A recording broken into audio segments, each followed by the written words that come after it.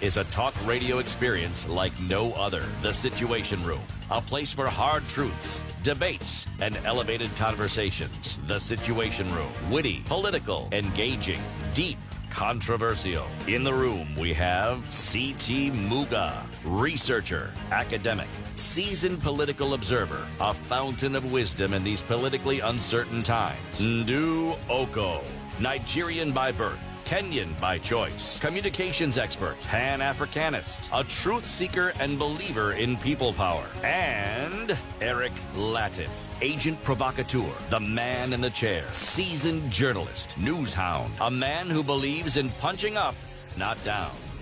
This Good morning. is the How are you doing? It's Thursday, the 24th day of September 2020. Welcome to the Situation Room this beautiful morning. CT Muga is in the house. CT, how are you? Well, I am very well in the house. A new day, a new shirt. Did you give contacts to the listener who asked you for?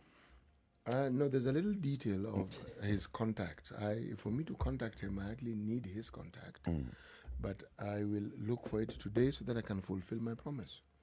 Just saying. I mean, A promise for the stated, benefit of everybody. a promise stated is a promise that needs to be kept.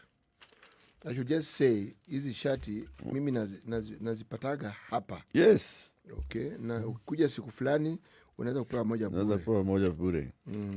Lakini lazima ununue kadhaa ndio hizo bure ikuje. Kuna fundi fulani anaitwa hivi. Na yeye ni mtaalamu wa kutengeneza shati kama hizo. Na hata najua mahali duka yake iko. Yes. Na hata factory ya kutengeneza shati Najua pia mahali iko. So mimi niko katika ile kategori ya watu ambao wanaitwa well informed. Sawa. Mimi tatafuta yeye na mimi tamwambia yeye. Good.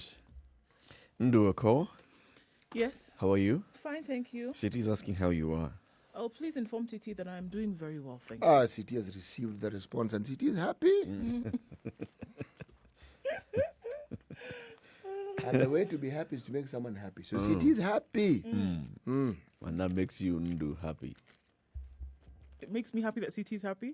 Yes. No, that he's happy that he's made you happy. Wow, okay. So I guess we're all happy. Of course, that's the whole Happiness all round. point. Happiness all around. Everywhere. Kila mahali. There's a lot that we need to discuss today. Leadership. We talk about leadership. And, you know, this is a conversation that we keep having. Maybe we need to... Are there different definitions of leadership from different perspectives and different circumstances? Is there context to the understanding of leadership? And then we will also now still looking at leadership, but today we'll focus our conversation to the Pan-African arena and see what's happening about leadership, especially in the western part of the continent. What's happening in Mali? Have they resolved? Yeah. Has Jerry Rawlings shot anyone and forced them to comply? Do we have any other areas where, you know, people are demanding a change in leadership? We have an election coming up in Côte d'Ivoire, and all former presidents are vying for this. Yeah. Right? How many former presidents do we have now in that election? 3.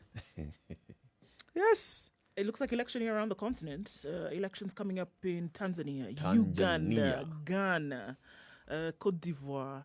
So... In Kenya as well. well, this year, I mean. 400 elections, yes. Yeah. Presidential, though. No. Okay, yeah, Presidential elections. Yeah. In Kenya, that's a big one as well. If you look at all members of parliament. It is. It's a big election coming up. It is. Yes. But of course, we begin the show where we always begin, by answering the question, where are we now? Where is COVID? COVID is, over there. We are over here. That's the thing for a lot of people. I mean, it's unfortunate that, it has become something that you then laugh and smile about, but, it is no longer front and center in terms of people's reality. Whereby it should be, whereby still caution should be applied, seems to have flown out the window a minute ago. Unfortunately.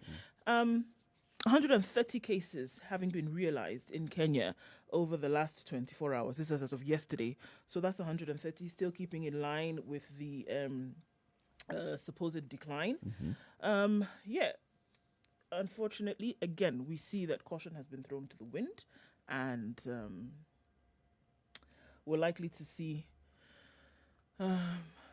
decisions being made as a result of these indicators. So we'll probably wait and see what happens then next week. Okay? Okay. Around the world with COVID-19, we are now looking at global numbers of 32,093,955 with 981,962 deaths. If we look at that per country, 7 million in the United States, 5.7 million in India. Yesterday, what did we see in India in terms of the numbers? The new cases that occurred in India, because now the government is starting to, they never really got, this is now when they're getting to the highest numbers, okay? In India alone yesterday, they recorded 89,688 cases. New cases. New cases on the 23rd of September. Almost 90,000 cases. Many might say it's not a big number when you do a comparative analysis vis-a-vis the population of the country. Still, you're looking at 90,000 cases in a day. It's not a small number. Those are many. Yeah. Against how many samples, though? Okay, so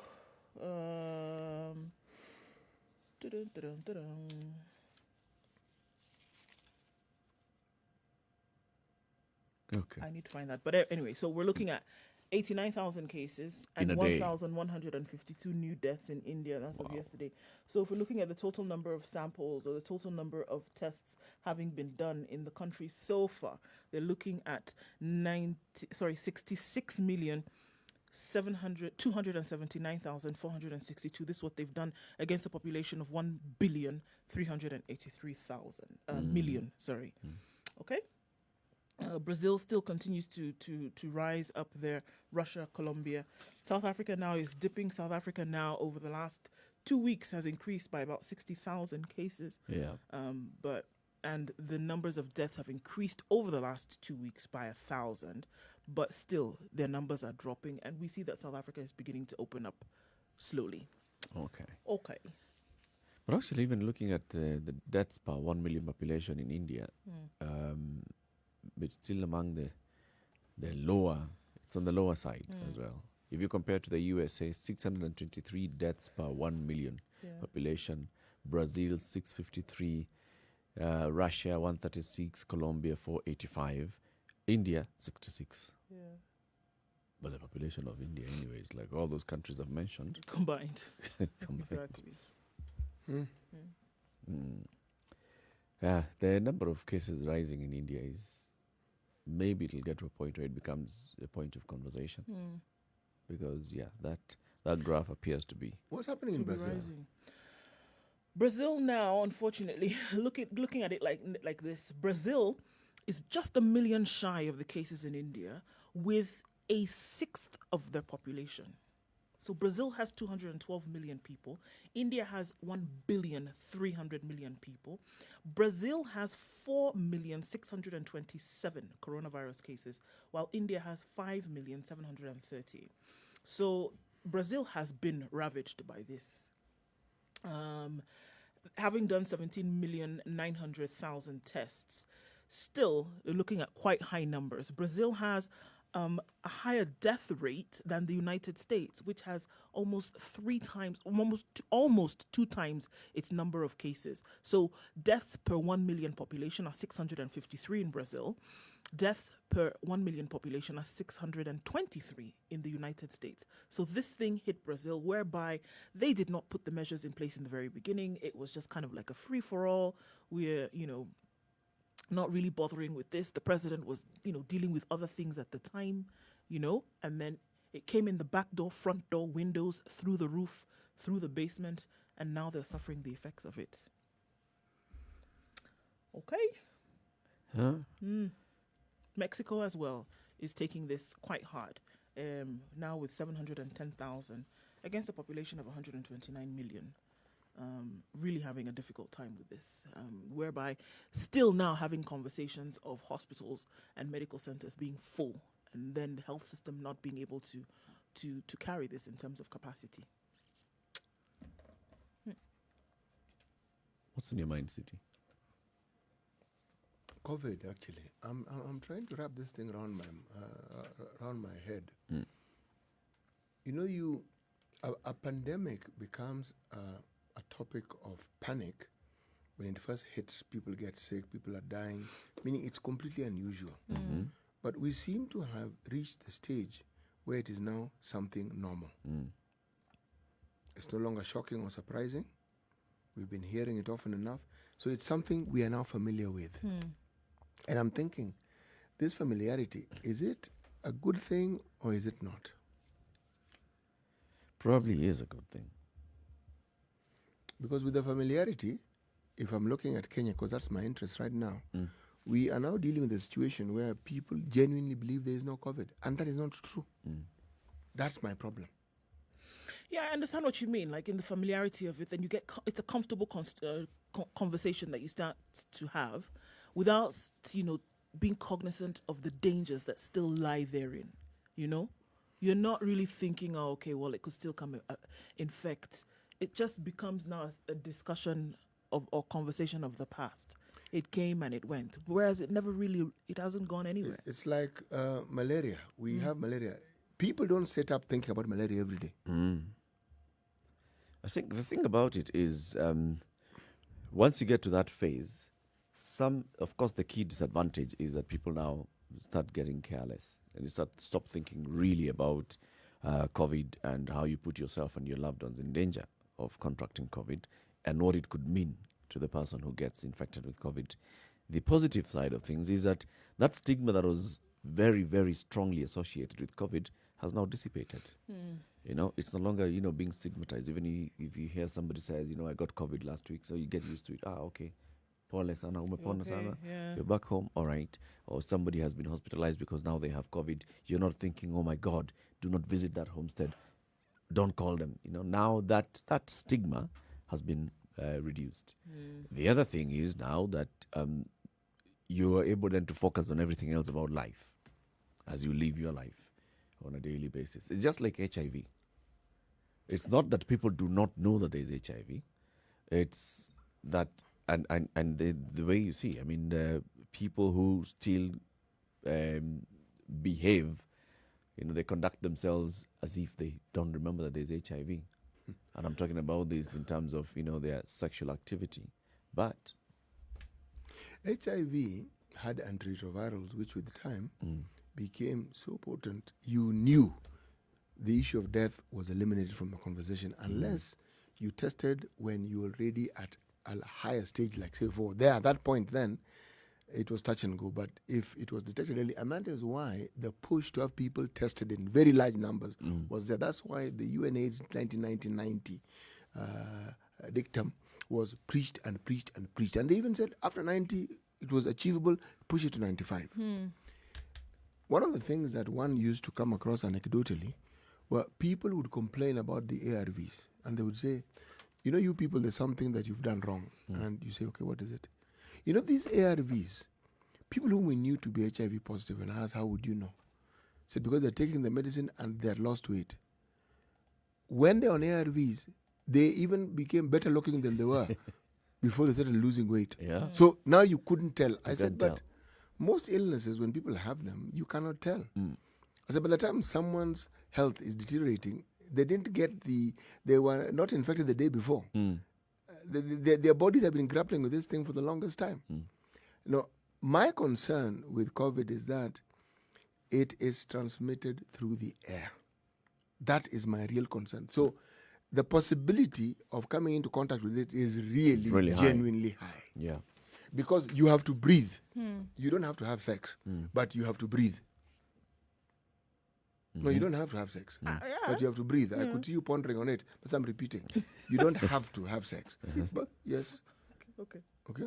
Yes. But you have to breathe. Now, because you have to breathe and you don't know who has it, you actually don't know, then it really becomes tricky, doesn't it? Anyway, it does. You asked me what is going on in my mind. That is what was That going was on. it, huh? Yes. That was it. And wondering where we are, how we are all handling it now.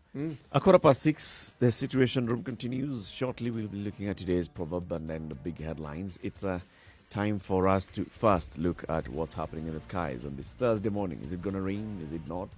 Is it sunny? Is it not? The other day, it rained in some parts of the Nairobi Metropolitan, and it didn't rain in other parts of the Nairobi Metropolitan. Exactly. Can you make sure that today's weather forecast tells us whether any part is going to rain? Do I look like the goddess of Don't rain? just tell us, oh, you what? Be specific. Rainmaker. Call me Is it Rainmaker. possible to be really that specific? Call me Rainmaker. Just If we call can't me be Rain- specific, so what do we do? Because what happens is this: if it's going to rain, and then the wind decides to move the cloud that came with the rain, what Tell are you us going to do? there's going to be wind. Okay. So let's hear what the weather looks like today. Forget about the rain. Just talk about the wind. Okay.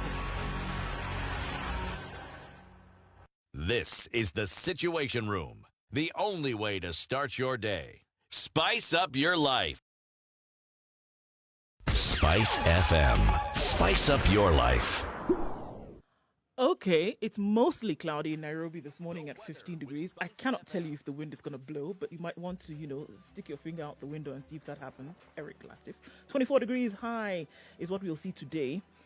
Chance of rain tomorrow, so look out for that. Nakuru is partly cloudy at 12. There it will rain this afternoon, highs of 24 and lows of 12.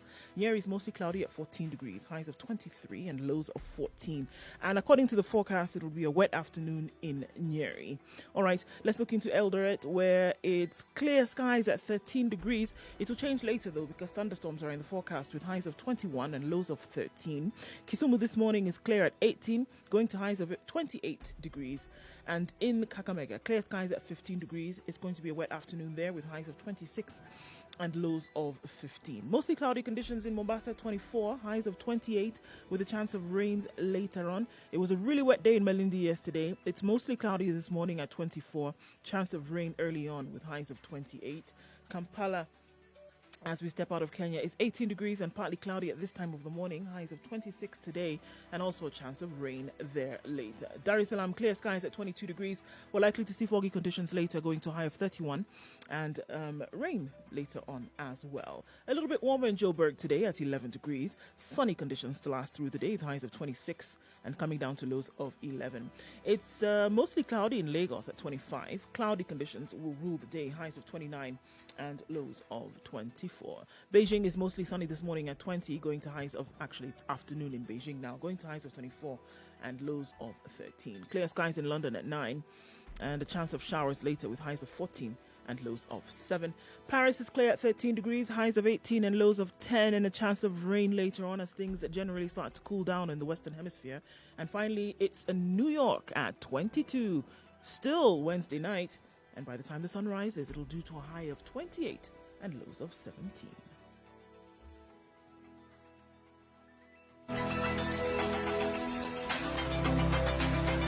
Sugar and spice and everything nice. Everything nice. Spice FM. Spice up your life. Mature, intelligent talk every morning.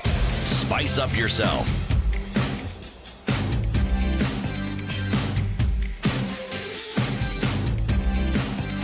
Mornings done right. Right at 19 94.4 minutes. Spice FM. What is today's proverb? Today's proverb is a simple, straightforward one-liner of a proverb. And this is what it says. This is me now trying to find the page on which I wrote it and having difficulties determining which page it is. Now I have found it. Food that is prepared has no master. It's a Malagasy saying. Food that has been prepared has no master. Okay. I don't get it. No, I don't. Floating like a cloud. That's a good thing. It means it's a good proverb. Okay. That's why I think it was a one-liner. Any other word here for master, perhaps? By master, what do we mean? Mwenyewe. There's no owner per se. Chakula kimeiva akina mwenyewe. Haina mwenyewe. Yes, good, excellent. Today is that day Today is where definitely things are that happening. day. Okay. So find it, eat it. You may prepare food, but you may not really be certain who might eat it. In an African setting, it becomes not that difficult to understand. If you bring it to a modern setting and you're in a restaurant, then of course you'll wonder, what are you talking about? I'm paying for this food, how can it be not mine and I'm the one who's paid for it? But consider in an African setting how it is people who prepared food. They prepared food with visitors in mind. Yeah. They always did. So it was never just food for the family, but food enough so that should a visitor pass by, They will not lack. they will have, all you're told is sit, eat. No, just sit. Why are you leaving? We were just about to serve. Yes. Yep. Not these modern times of, oh, unaenda. Okay, oh, pole. A glass of water perhaps? Times have a change. Let's talk later. We're about to go to the table. Yes. Hey, okay. We'll be looking at the headlines now. Omoriki Vincent Onyaboke says, hello guys from JKI. It's a very, very nice morning. Ready for a mature conversation in the Situation Room. I love you guys. You're my favorite. Recently, you celebrated a year of being and forgot your audience. At least mungetuma hata kama ni airtime ya 100. Brian O'Barra. The man actually does have a valid point. Our boss, Brian O'Barra, is here and is listening. So, Omoriki, I think just send another tweet and tag him. So that he can be tagged. Yeah. And see what he does about that. Thank you very much for tuning in this morning. Titus Ombeta as well from Kisii. Simon Villa, good morning. Spice Guys, good morning to you. Tyrone Swear says, Bondo is always tuned in. And Boniface Atieno, hi, gentlemen and lady. Hope you have woken up very well. Yes, we have. Listening to you guys in Sega along Kisumu Busia Road. Lovely day. Tell Nduh, traffic is busy but moving. Got it. Traffic is busy but moving along the Busia Kisumu Road. Eh? Busia Road. Okay. All right. Mumesikia. So let's look at the headlines. What do you want to start with? Where do we begin? The Director of Criminal Investigations, George Kinoti, has demanded that Senator Cleophas Malala apologizes for falsely accusing the police. Further, he dismissed claims of a threat to Malala's life and demanded that the senator make a public apology to the police unit he accused of plotting to kill him. Malala caused a stir when he spoke down, or rather, when he broke down during a Senate committee session alleging a scheme by DCI officers to eliminate him. Kinoti, however, shrugged off the claims yesterday and asked the Senate National Security Committee chaired by Yusuf Haji to recommend that Malala be charged for giving false information to the police. So things seem to have turned round on Senator Malala. In this case, remember how you talked about this plot which he had described so well, that people were trying to kill him. And he had details. Oscar Yankee Bravo, was it? Was that what it's called? This particular assassination squad? The OIB, yeah. And he was also very clear in all the other ammunition that was available and the individuals who were in this group who were essentially ready to take him out. According to George Kinoti, this was all false. There was no threat on his life. There was no secret group which had then been attached to him. And now the tables seem to have turned, where he's being asked for an apology. And beyond that, he's also asking that he be charged for false accusations.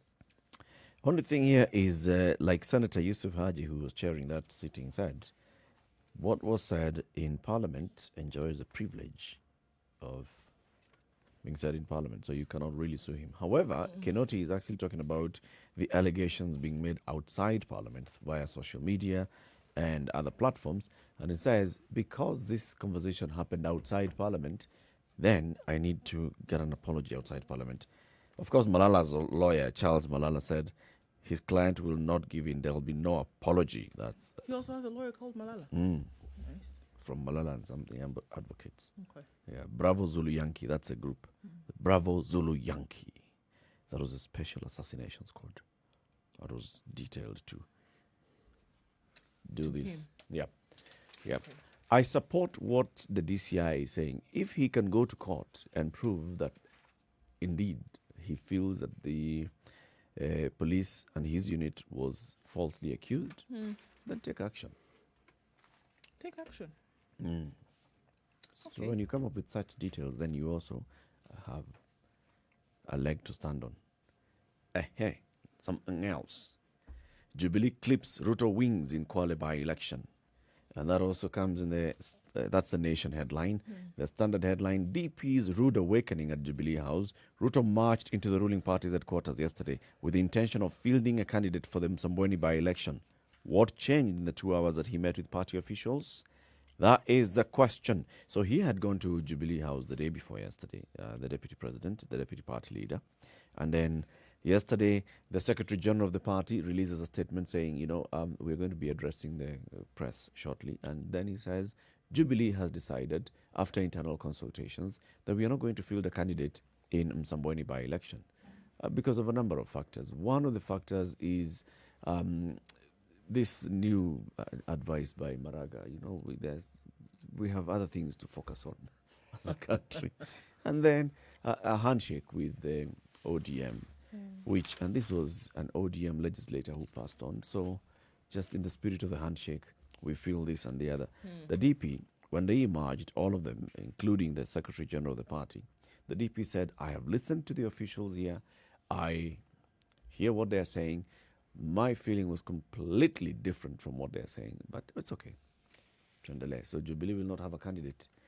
There's a lady who had decamped from ODM, reportedly decamped from ODM, and she was hoping to get the Jubilee ticket and to get the Jubilee support in the campaigns. And her name is Mariam Shalete. She was at the party headquarters yesterday. And I think she said she's now going to go as an independent. And the deputy president said, well, now that the Jubilee has no candidate, So you just if she talks to me nicely, and I happen to pass by somewhere near, I could drop down and just have a chat. have a chat and campaign on her behalf. Tell the people how good she is. She would be. I would be willing. Should she speak to me nicely? Yeah. What is happening there, though? In Msambweni? No, in Jubilee House. Is it unusual? Still a show of might. The thing is, if you recall the time when Jubilee dominated the media in terms of tusieleweke, tusitangatange, at that particular point in time, the reality was that we weren't really sure whether this was just some drama to sort of like divert us from what else was happening in the country, or whether there was some real division. Now it becomes apparent that the division was actually real. It was real. It was very, very, very, very, very real. Just like if you look at what then followed, it was assumed that individuals who were aligned to the deputy president were now being targeted. And the story has gone on and on and on. What we're seeing is just another chapter in that story. It is clear that that division exists. Yep. So it isn't difficult to determine and relate the activities that are happening within Jubilee or activities by Jubilee members, especially those in senior positions, because they're the ones who hog the larger limelight. Yeah. It's not difficult to determine what it is that is happening within Jubilee. Because the party says we are not going to field a candidate. And yet then you see, or you have pictures of, you even have recordings of the deputy president and some individuals who had wanted to stand on the Jubilee ticket. So you actually wonder, this information, was it not passed on to everyone in Jubilee? This consultation, at what point did the consultation happen? Yes. Because it sounds like the DP was being briefed yesterday Yes. when he went to Jubilee House. Yes. Meaning it happened. And yet he before didn't know. that, the Secretary General had already made the announcement that this is what is going to happen. We have had internal consultations. So when internal consultations are happening and the deputy party leader is not aware, and the Secretary General is making an announcement, and the deputy party leader now comes and says, okay, come Lisa, by the way. My thinking was completely different. But okay, it's all right. It's all right. It's okay. That's all right. Or, on the other hand, the deputy president may actually have been informed. Probably. Probably knew about it, but figured, a little drama won't hurt my case. I will not be unduly injured if I take a position such as this one. After all, as Nduh has mentioned, the silly season of politics is upon us. This is it. It is it. Since we all want to be mad, Yes. let's just Let's continue. The only thing is just no problem. buy an appropriate hat. Okay. 6:30, it's a Situation Room, Kenya's biggest conversation. Let's take a look at what's happening on the roads shortly, and then we come back and look at other headlines. Katambe Gidaya, who's this? Wawero Njoroge, humble boy. And from Wasingishu, Kapseret, Wasingishu County, this is Arap Kilele who says, tuned in. Lukume in Kabras, Police Junior at Twetwe, Godfrey Muchama from Kisumu Kibos, locked. Benson Mumo also tuned in, and we all appreciate you. www.spicefm.co.ke and SpiceFMKE on YouTube, Facebook, Twitter, Instagram.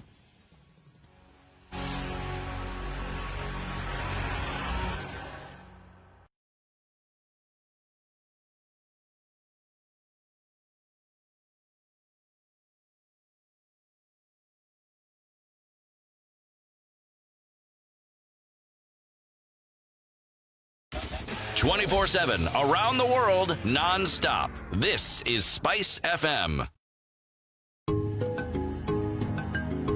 When it comes to bridging the information gap to help strengthen the agricultural sector in our country, you can always rely on Farm Kenya to be the glue holding everything together. And now, courtesy of the partnership with Farmster, things couldn't be better. Introducing Farm Kenya platform, and it goes like this. Our SMS service will help farmers upload and publish their products without smartphones, while the Farm Kenya app will allow buyers locate, purchase from, and engage the farmers directly. So if you're a farmer, send a free SMS to 40446 and connect with buyers free for life. That's 40446. If you're a buyer looking for local produce, download the Farm Kenya app from Google Play Store or the Apple Store for free. Remember, ukulima sio shamba pekee. Ukulima ni digital. Ukulima ni Farm Kenya Okay, platform. taking a look at what the roads looked like this morning. We know that yesterday Mombasa Road was a disaster because of the stalled truck very early in the morning. Now it doesn't look so bad, guys. Mombasa Road is actually looking quite good now. We're going to see a bumper-to-bumper situation that we cannot avoid because we know that everybody will be leaving around the same time or so, trying to get out then into the CBD. But it shouldn't be too bad. Right around now, this morning, Kangundo Road is quite busy. It's moving, however. It won't be too terrible. Coming off the Thika Superhighway this morning into the CBD. So you're going to have some trouble spots right around Survey. Everywhere you have an exit on Thika Road today is causing some problems. I guess it can be people turning in both directions. So then you get to Kiambu Road. We already see that clogging up. At the underpass at Pangani, that's already moving slowly. And then as you get to the Fig Tree on Thika Road now, getting closer into the CBD, that's another trouble spot. So heightened levels of traffic in those areas. Also industrial area, that construction is not done and people think it's a 5-day affair. It isn't. It's going to take a number of weeks for that to be sorted out. So expect more traffic in industrial area. We're going to look in a half hour or so how things may have changed and let you see how we can keep it moving a lot more smoothly. Spice FMKE. That's how you can reach us on Twitter.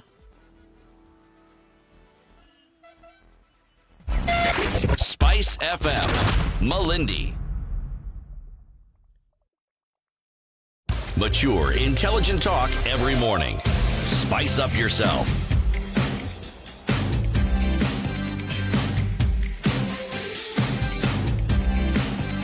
Mornings done right. 94.4 Spice FM. Yesterday, the headline was that the president, the DP, and the ODM leader was silent on the matter of Chief Justice's advice to the president.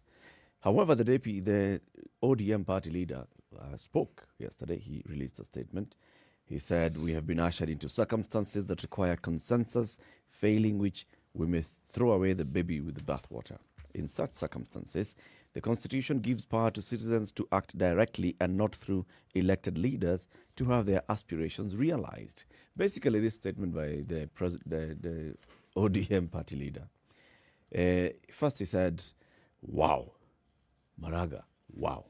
Then he went on to say, okay, we are here because Parliament failed. They ought to have enacted the law or at least dealt with this issue. They didn't deal with it. And now we're where we are. Clearly, the leaders have not lived up to the aspirations of the citizens. And now we revert back to Chapter 1 of the Constitution, where the citizens shall exercise their sovereign directly or through their elected representatives. Now that "or" has been taken away. So directly. That was his statement. What do you make of that? I see him saying, you know what, it's about time we did something in the Constitution. Referendum. It was a very well must. Think of inserting the word referendum. Remember, this is the same individual who has always talked about people power in various forums and in various ways. People's parliament, people's voices, and has positioned himself as a representative of these voices for the longest time. So if you have a situation where matters seem to be going back to the people, It's a good thing, no? long heralded dream come true. It is now where it should be. Front center, it's happening. And the interpretation that Eric has afforded it is actually very smart, because when you think about it, that's what a referendum is. It's the people making this what we whatever want to we do. wanted to do. Now that MPs have not been able to come up with a consensus, Fine. can the people then make that decision directly and decide this This is is how what we we're going want. And thereafter, there's no issue. But what is even more interesting, Eric, is a suggestion that you made yesterday, not on radio, but when you and I were chatting. Why not have this at the same time when we have the re-election, which clearly is imminent? Yes, so that in the ballot box, it's not just a question of senators, members of the National Assembly, but throw in referendum question. So it as is, yes, vote, so it, fourth vote. yes, so in fact start with that one and then move to the rest, because it is one session. So you don't need, should we say, a different day to enact the same thing? Yeah. Kill how many birds with the same stone? 3. Many. That is actually even contained in what is today's headline in the Standard. Did Maraga hand Uhuru a BBI sword? Opposition Chief Raila, his troops and the president seek refuge in BBI as the Chief Justice alters the political arithmetic. Which way now for the anti-BBI brigade? Okay, so this sword that the president has been handed so nicely by the Chief Justice is basically, he has the options on his table. You can look at it. And just if you listen to now that script that has started from the ODM leader, Handshake Brother, saying, you know what, this is a matter that requires serious consensus. It's a matter that requires deep reflection. We don't act hastily, but we take some steps so that by the time we're making the decision, we are sure, because you're saying it is not very clear that if you sent the MPs home today, then you're going to be able to realize what they did not realize. It's not obvious that if we go into an election, then you're going to have a balanced parliament that meets the threshold. So what is it that would then help us not to go into this cycle again? Because if we went into another election and MPs come and the House is not properly constituted, Kenyan go court says Maraga says president sends us back to another election. Back to square one. You would think that being handed, because like you said, a basket of options here, and if that would be the route that were to be taken, then if a new parliament came into place, just, speaking, if a new parliament would then come into place, you would think that the option that they would take then is to then have a lot of these laws enacted to replace what had the old parliament booted out, essentially, and to make sure that you were in line with laws, would keep your job in your lap. You would think that would be the subsequent parliament that came in. You would think that would be their modus It's operandi. actually, the thinking is sound. It's the same way in which we presumed that with this lovely, wonderful, most stupendous constitution, things would change. And the truth is they are changing.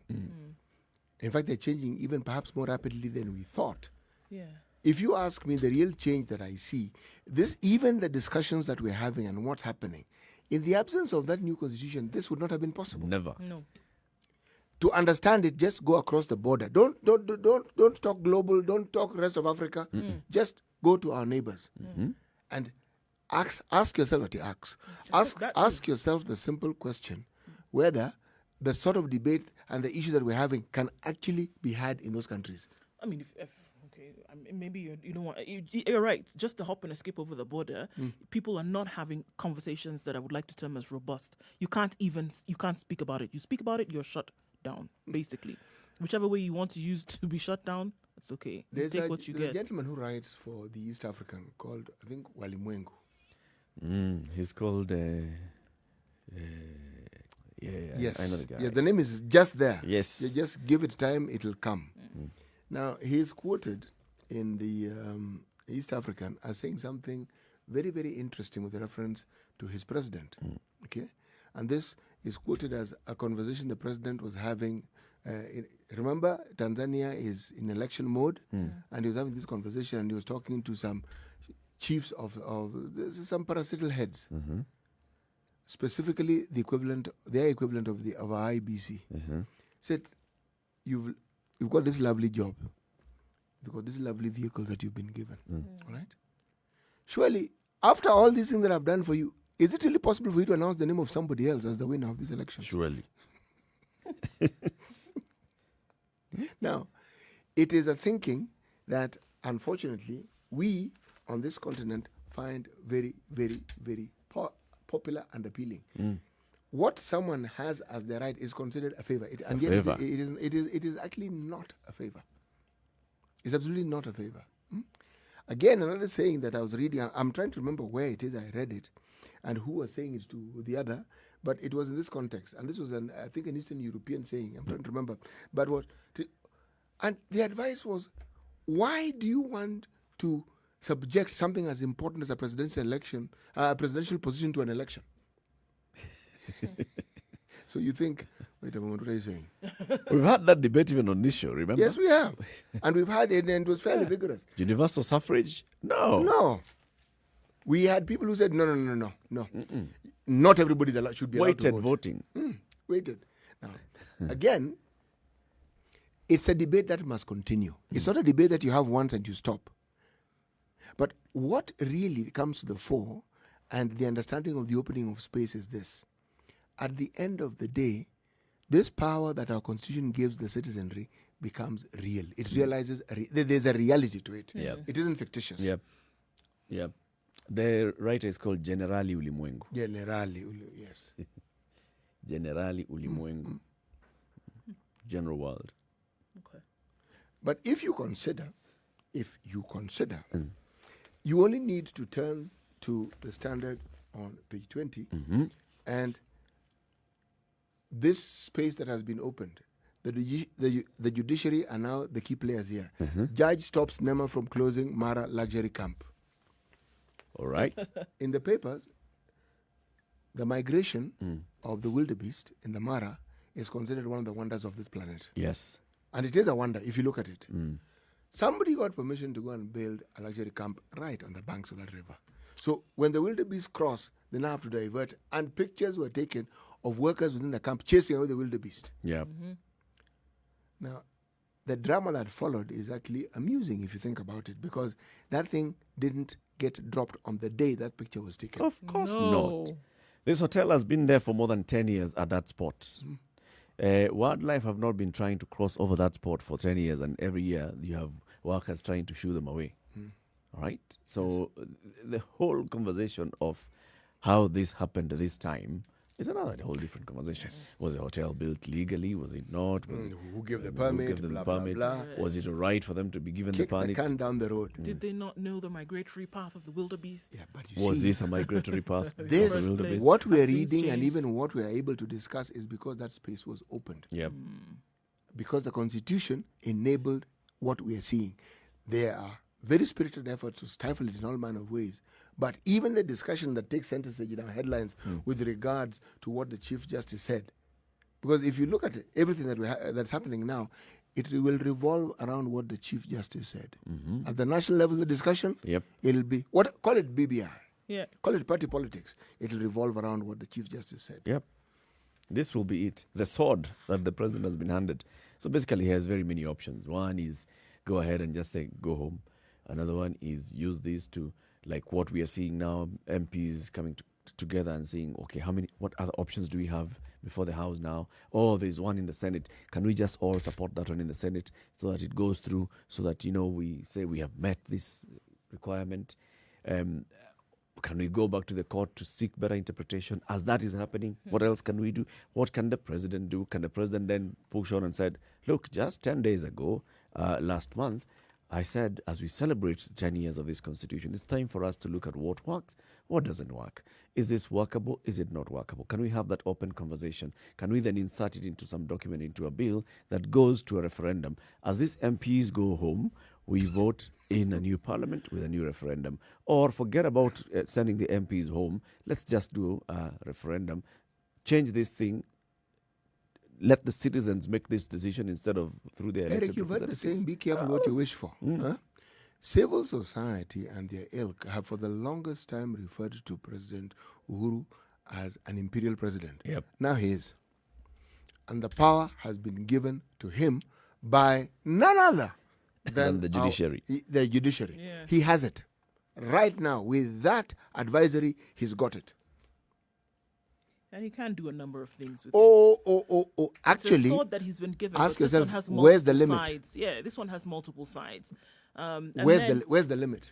if you were looking at a leader who, had a bit of a quirk, then this is somebody who then eventually could invite all kinds of things. Tyranny, anarchy. How? What do you mean? Somebody who's been given a sword like that and then has, 400 people who could be essentially able to do whatever he wants and have the threat of dissolution hanging over their heads. It's up to him. I think the point of view that Nduh is putting across is worth giving a little attention. Remember, the thing that we have said consistently on this show is how it is our political leaders are so capable and can be relied on to look after their own interest. The threat of sacking, man, it You'll touches, do it anything. gets to the core Yeah, of the self-interest. this is the main Core. one. Yes, core. Now, surely everything that comes to the job goes Go. poof in smoke. Finish. What somebody wants you to do with your job hanging by a thread, my friend. You But do. but there's a side of it which I begin to like. But more the and more. side I was saying is, I hear what you're saying. Yes, he has this sword. He has the power to arm twist the legislature to basically do his bidding, right? Well, he already had that proper nice influence, but now he has it is legal real. instrument. he has yes, proper instrument now, legal. right? But he cannot still break the law because you can still go and challenge any decision that has been made through Parliament and into the executive in court. Yet again, my point exactly. You see, that space is real. As opposed to saying, oh, there's this. Remember, we've also had this particular discussion in the show that the bottleneck to any problem we have in this country has been the judiciary. Yeah. Not true. Maybe the constant mention of it prodded them in that direction, but it is not true. You can simply see by what is actually happening that the judiciary is doing what I believe it's supposed to do. But listen to this other bit. Look at how the legal minds in this country are debating it. Each side, irrespective of whichever side, arguing as vigorously as the other. yes. And each of them quoting aspects of the law. For me, it's really educational because I'm hearing things I didn't know. I'm understanding things I didn't understand. And whether shall is a matter of personal will Will or or obligation, And So why shall is litigated against more than any other word. whether it's must. eh? So, it's nice. no, these are good times. Moses, go tell my people, thou shalt not kill. You So- will not. You may that you decide must to, not? You see, it, when a word is brought in from what we call Old English Yeah. and brought into the current modern use, the meaning could be debatable, but if your reference point is what it was originally used for, then there is, in my mind, the debate is cant. You shall meant you will not. you will not. Not that you shall debate, You shall you will not not. means you must not. Yes, you exactly. You shall means there is no option. will. You don't have to. 11 minutes to 7. Good morning. Let's take a break. Spice FM, Malindi. Spice and everything nice. Alright. Spice it. Spice up your life. Mature, intelligent talk every morning. Spice up yourself.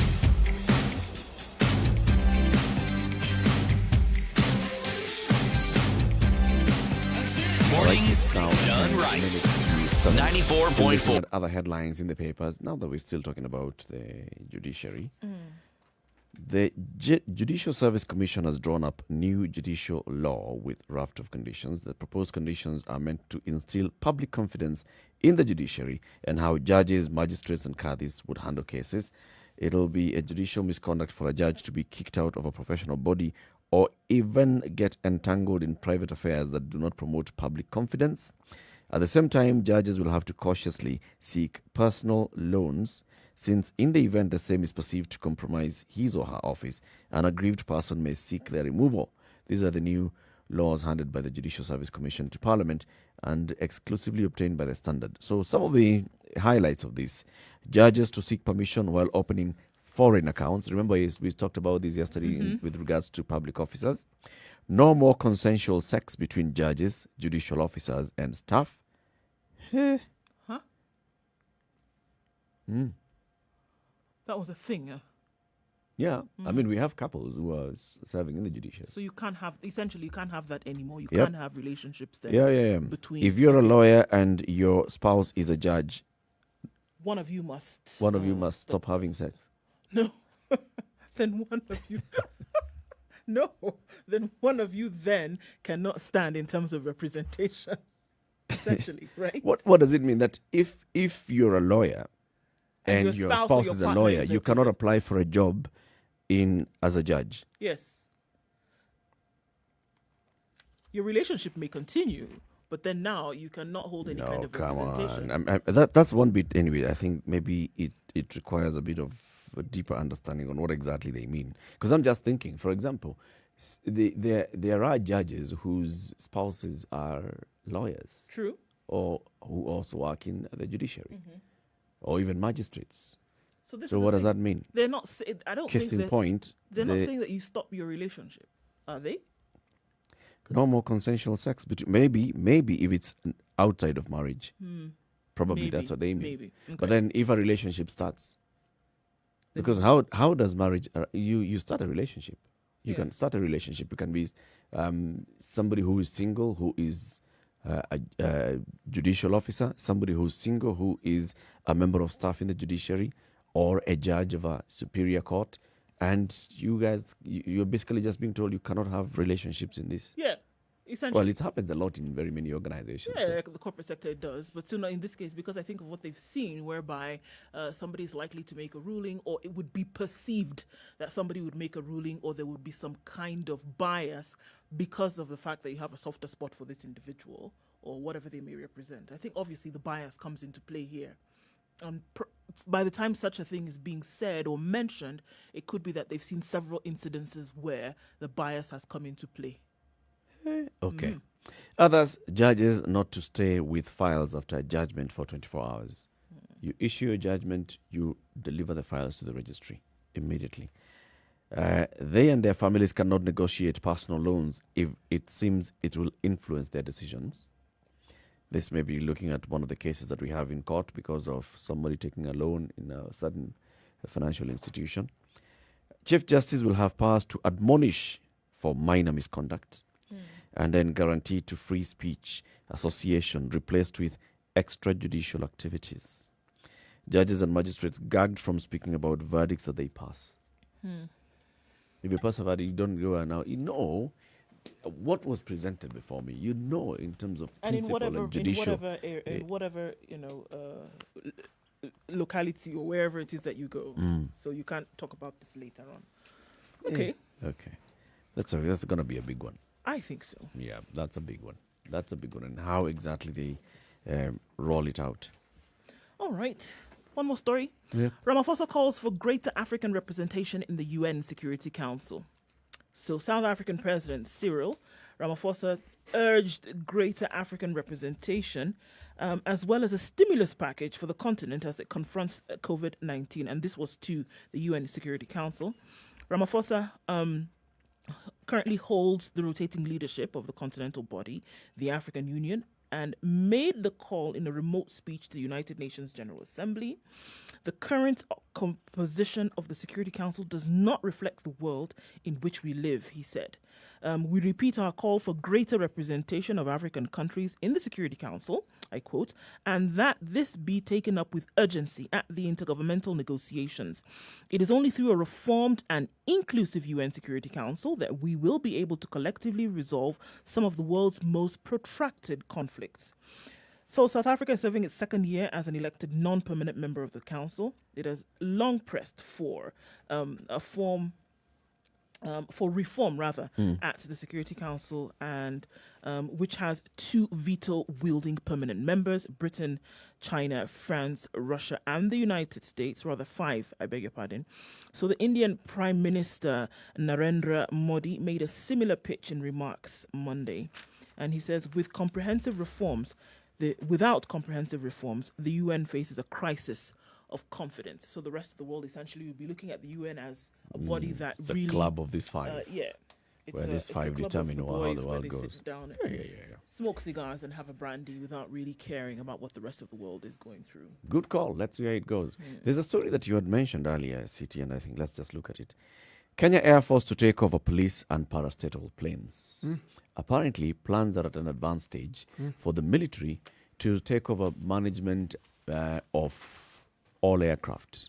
Police, Kenya Wildlife Service, Kenya Power, Kenya Pipeline, Kenya Power, I'm not sure. Kenya Forest Service, Kenya Power is a private. Ketraco, and all the others now to be put under one wing. And this is under the Kenya Air Force. Essentially. Yep. So this is basically a move where the military is coming even to take over civilian affairs. Military again. So you get to think, if I may allow my imagination to do a little wild thing, if indeed the government gets to nationalize Kenya Airways, so it also might be under the military as well. You may find the military option seems to be one that has become quite popular. Kenya Air Force Airways. Yes, for saving the day. The military has stepped in. The reason why I think a lot of the debate has been raised is, 2022 is beckoning, and people are seeing, they're reading mischief into it. Yet, I think part of the reason why the military could be a choice is because they're known to be efficient. And seen to be orderly. Well, they have never really been tested. They are. They've not really been tested beyond their boundaries. So now when they come here is when we're going to see whether they really are efficient. We've been knowing that the military are efficient because, of the kind of feeling that we have about people in uniform. And because they don't deal with civilians, the story is that, the military they deal with themselves. Efficient. They deal with themselves. And also remember, this freedom we speak of is unheard of in those. There, you are told what to do, and you proceed. Yep. So that's since we haven't seen them in civilian activities, I really can't say that, the military are efficient. So therefore, I don't know. Actually, first of all, do you ever critique what they do? You don't. You critique their functions.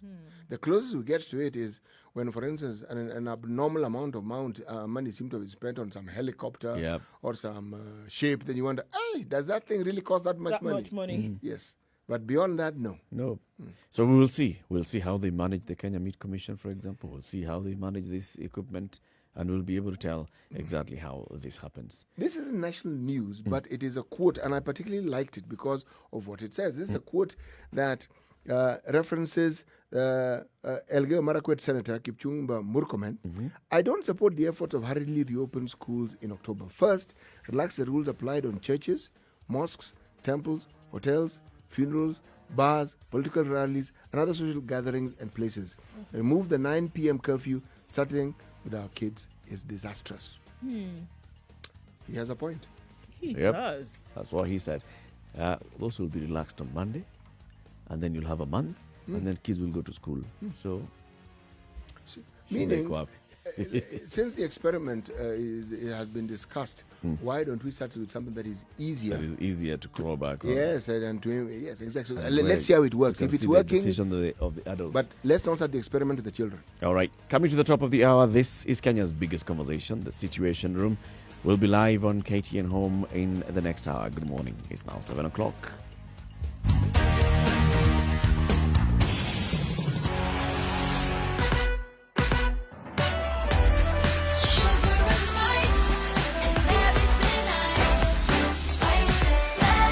spice up your life. Spice FM, Nakuru. Okay, Limuru Road. Then Traffic. The Aga Khan Hospital has experienced an accident this morning between a public service vehicle and a personal vehicle, unfortunately, and that has caused some traffic. It's going to cause some traffic. Still waiting to be cleared off. So we'll see some traffic inbound to the CBD, and that will join with the traffic that we already see building up right around the Fig Tree Hotel on Thika Road. Getting into the CBD is gonna be a little bit slower this morning because of that. All right, Thika Road, then around the Pangani Underpass, getting into the CBD as well is a little bit slower. We'll keep an eye on that and see how that is, but this is normal traffic this morning. We will see heightened levels of traffic on Mombasa Road, just as a warning for you guys to understand that because of the construction, this is what will continue. Industrial area in and out, because you have less roads to use, also we'll see compounded traffic. Remember, Lunga Lunga and Likoni closed. Getting to the City Stadium roundabout, then off of Jogo Road into the CBD also won't be too bad. Let us know what you see. Spice FMKE, it's Thursday morning. We're trying to keep things moving. And if in case you get stuck somewhere, we might be able to help out with an alternate. Let us know.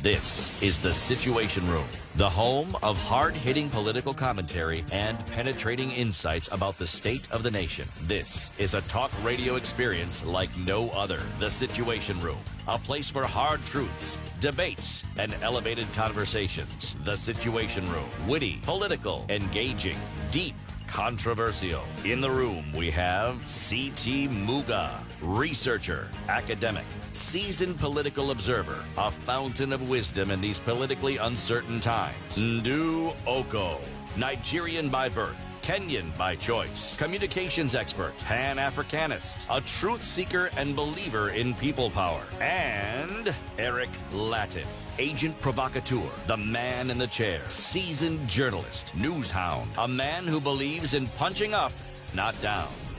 This is The Situation Room, the only way to start your day.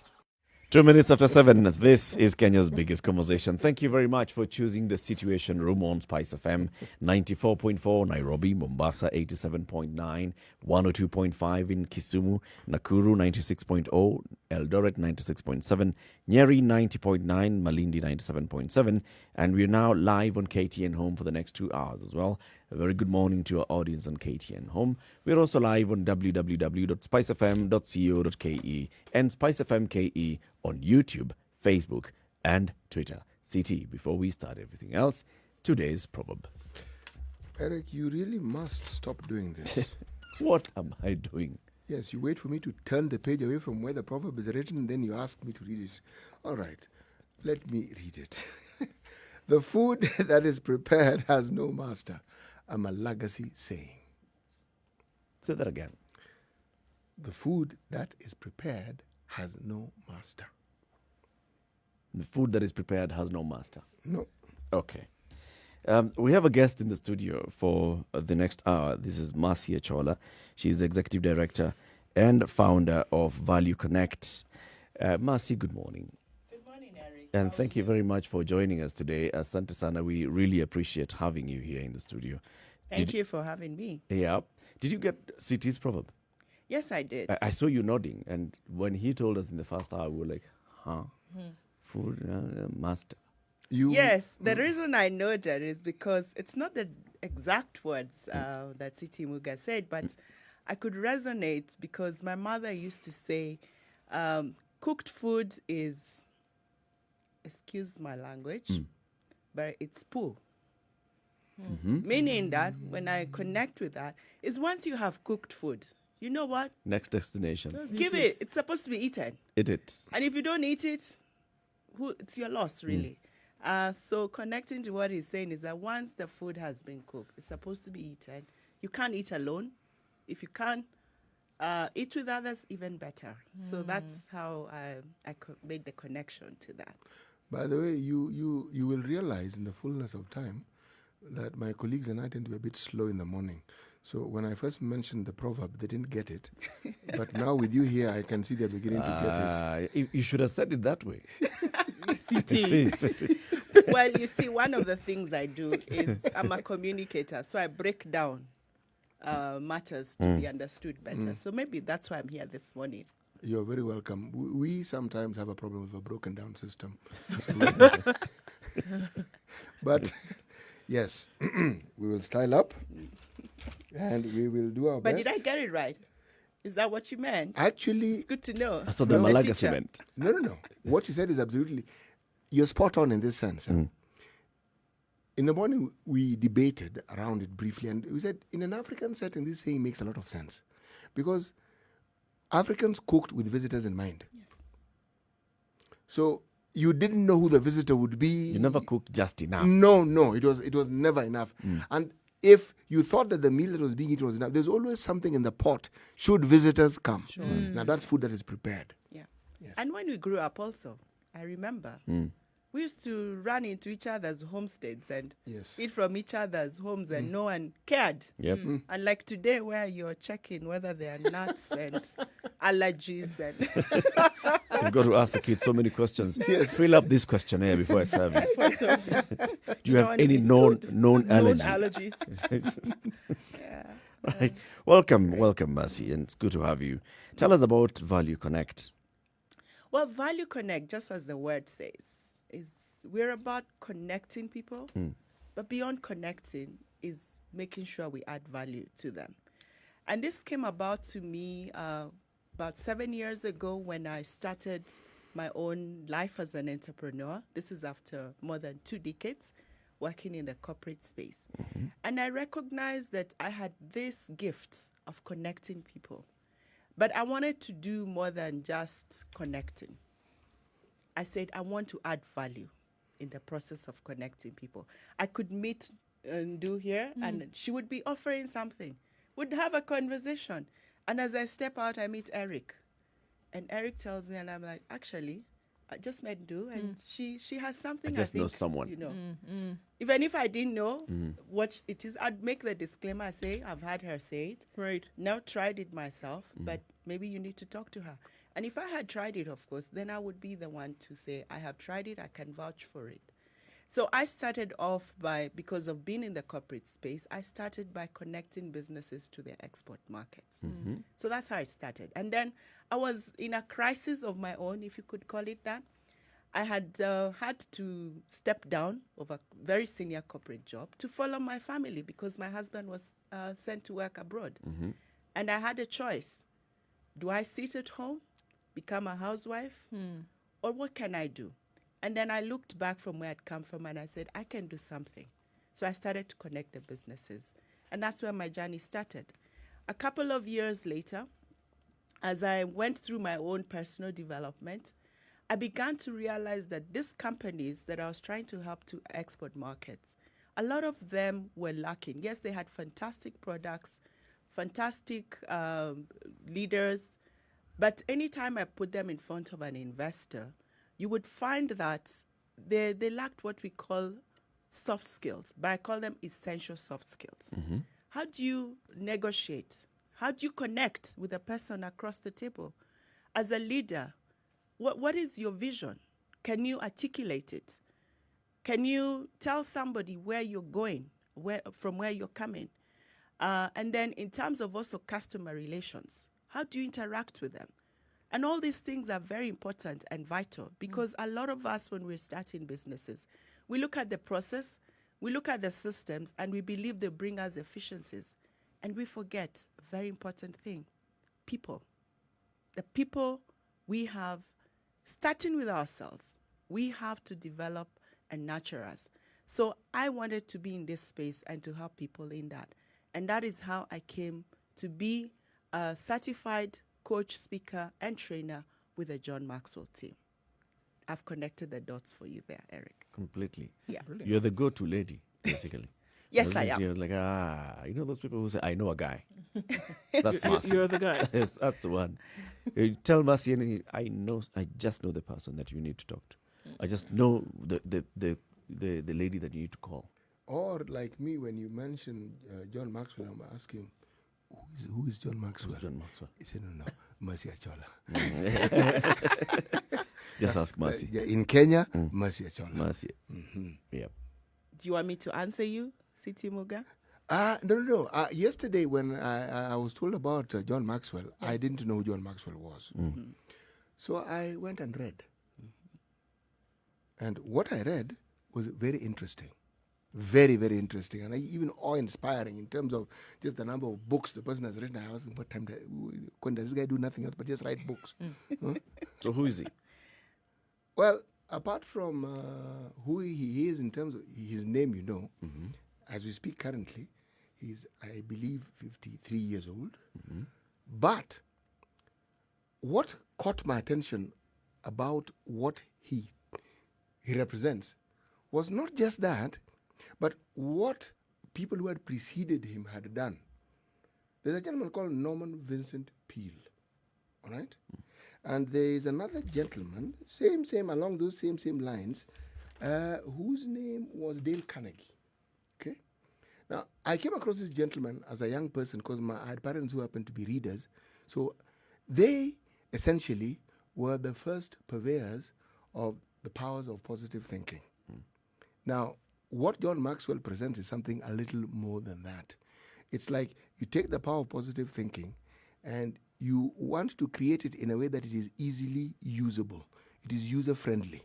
And that's where the issue of leadership comes in. So he has distilled certain principles that have existed for a long time, but he's presented them in a way that you, as you consume it, you can actually put it into practice. That's my take on it. And you've done an excellent job. Can I clap for you? No, please don't, because unfortunately we're going to remember this for months. Months? So What? Give him something more tangible. He won't let it pass. No, he really will not. Unfortunately. So then with leadership, I mean, it's something that fortunately and unfortunately something that made its way into spaces that we've discussed, from individuals who work on their own to corporate sector, hopefully into government. And then unfortunately it has become a buzzword that people just kind of throw around here and there. And then to say that in times where countries may be in crisis, in times where organizations may be in crisis, in times when the world may be in crisis, you need then somebody who's going to stand up, stand out, and take the lead. What does this really mean? I mean, we say it and we use it like almost interchangeably with anything. But really, what is leadership? And then how do you say this person is actually a great leader? If you take the principles that are in the many books that Maxwell has written, how do we then apply that? Very good question, Nduh. You know, John says everything rises and falls with leadership. It starts with you, it starts with me. And in a time of crisis, actually, that is when true leadership is revealed. You cannot make it up, you cannot fake it. And leadership is about bringing what is inside of you to outside. It's about having a vision and casting it and knowing, this is me as Nduh, this is what I stand for, values. What values are you holding on to? And those values are the ones that translate into your character. And from your character, then it is able to be visible in each and everything that you do. And a crisis is the time when the rubber meets the road. Yeah? You'll get to know who's a pretender and who's a player. A pretender will want to skim, the surface, but a player goes deeper. It's the time you want to identify who if you're leading an organization, is when you want to be closest to your people because they're feeling vulnerable. It's the time they need to be shown the way. Actually, John says leaders know the way, they show the way, and live the way. So you cannot give what you do not have. I'm just trying to simplify what that essence of leadership is. Because, as you've rightly said, we have misconstrued this word. Leadership is not a position. You don't need a position to be a leader.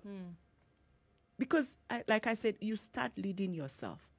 Now, to lead yourself, you don't need a position. You're who you are. You need to know where you're going and how you're getting there. Now, when you move into a position, this is now when you must influence. Because if you're going to be leading by giving dictates and people following you because they are rules, that's no impact. The influence comes by people watching you, believing in what you're taking them through, and they want to follow because they're feeling that where you're leading them to is better. And even as you go higher the levels of a leader, leaders are not about creating followers. Leaders are about creating other leaders. About creating other Yes. leaders. Yeah. So, do you become a leader? Are you born a leader? Do you grow into being a leader? Another good question, Eric. We are all born. With leadership qualities? We all have some elements of leadership in us. But like everything else, you must nurture it. You must be intentional in developing it. So there are people who you say they're naturally born with traits that probably make it easier for them to become what we call better leaders, and that's why people say they are born leaders. But the truth is, each and every one of us has a capability to grow and become a leader. We just need to be self-aware. What are the areas we're growing? And we need to be intentional about that. Then we will be a leader. Well, that's a very dangerous statement. It's very dangerous because anyone listening to it, Yes. if you're Kenyan, let me start with if you're African, then you're Kenyan, and they believe John Maxwell has said, I am a leader, I have the capability of being a leader. So you will stop telling me what to do, I will lead myself.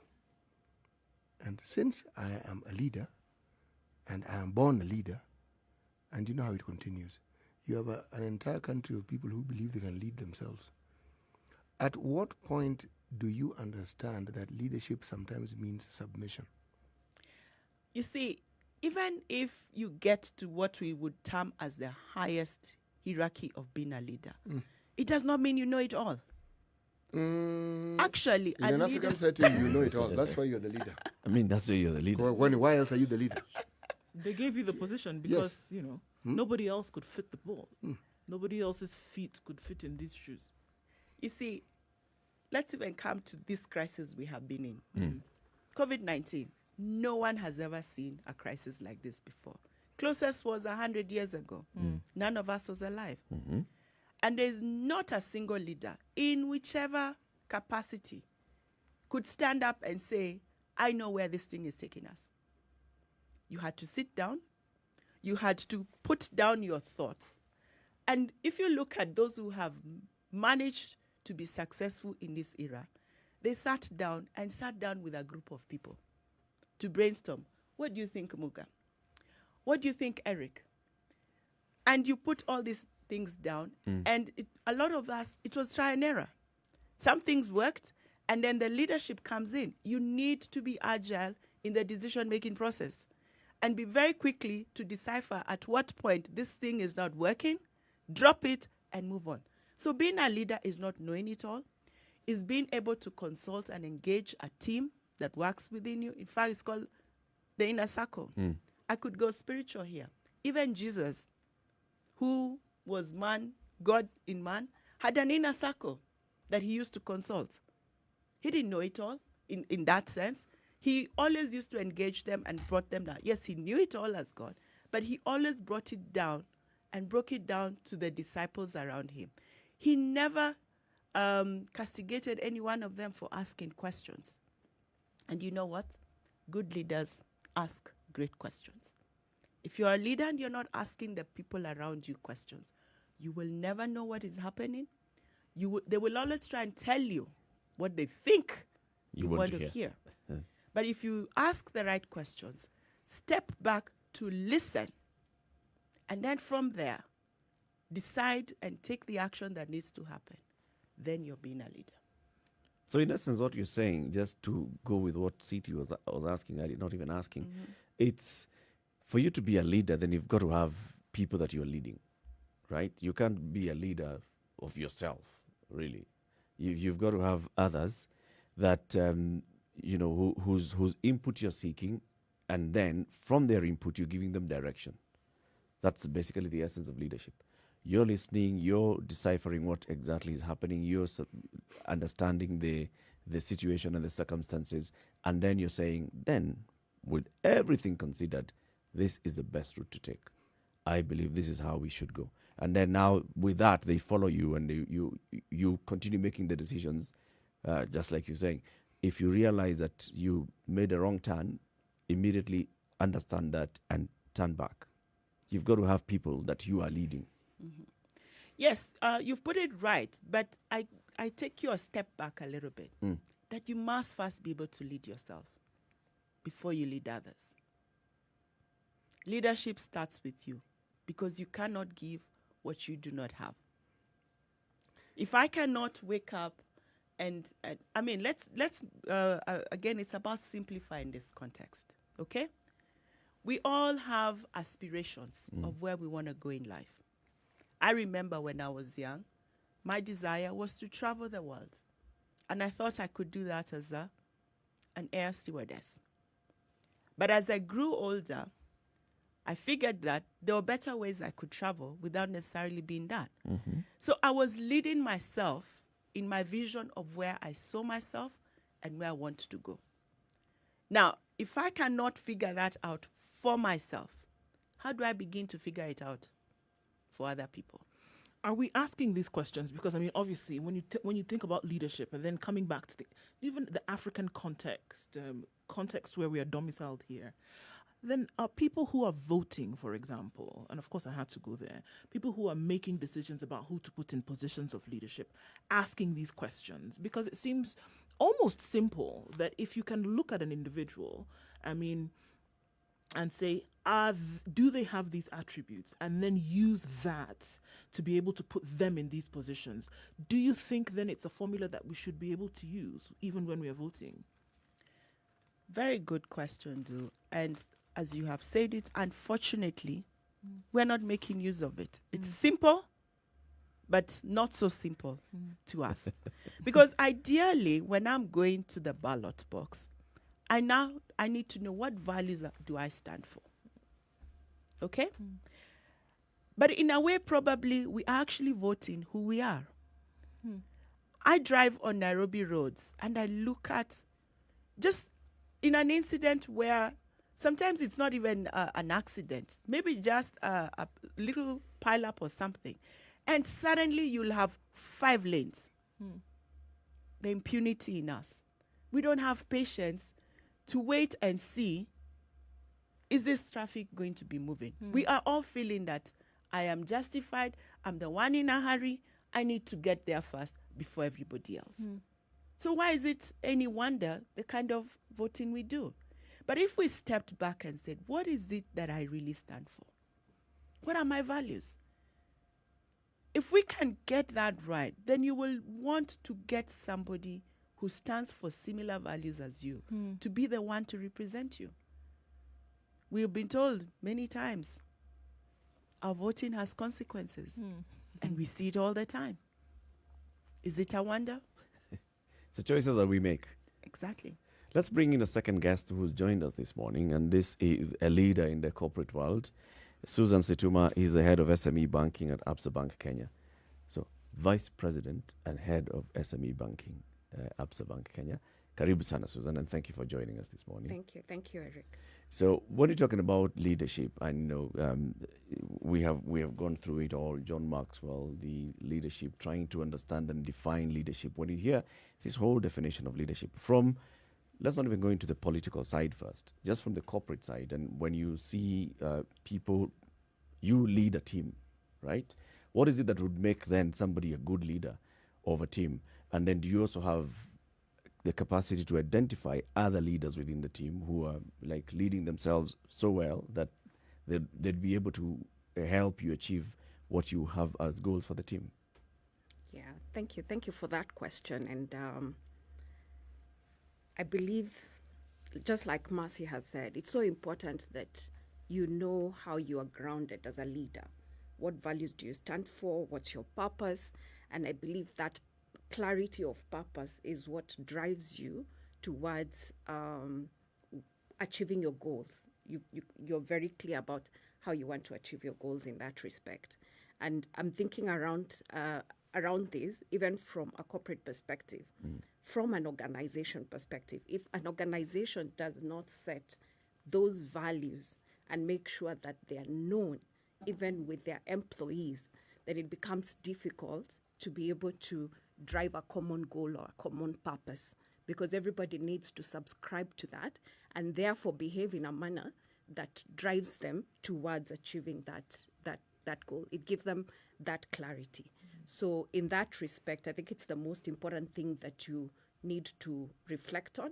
And if I could just talk a little bit around this period where we are in, where a lot of organizations then have to either say, okay, if this was our goal and this is not where what we set out as our values and purpose is leading us to, then we need to rethink that and therefore set goals that will lead us to the purpose which we want to get to. I think for me, that's one of the things that you really must do. And you must do that within yourself.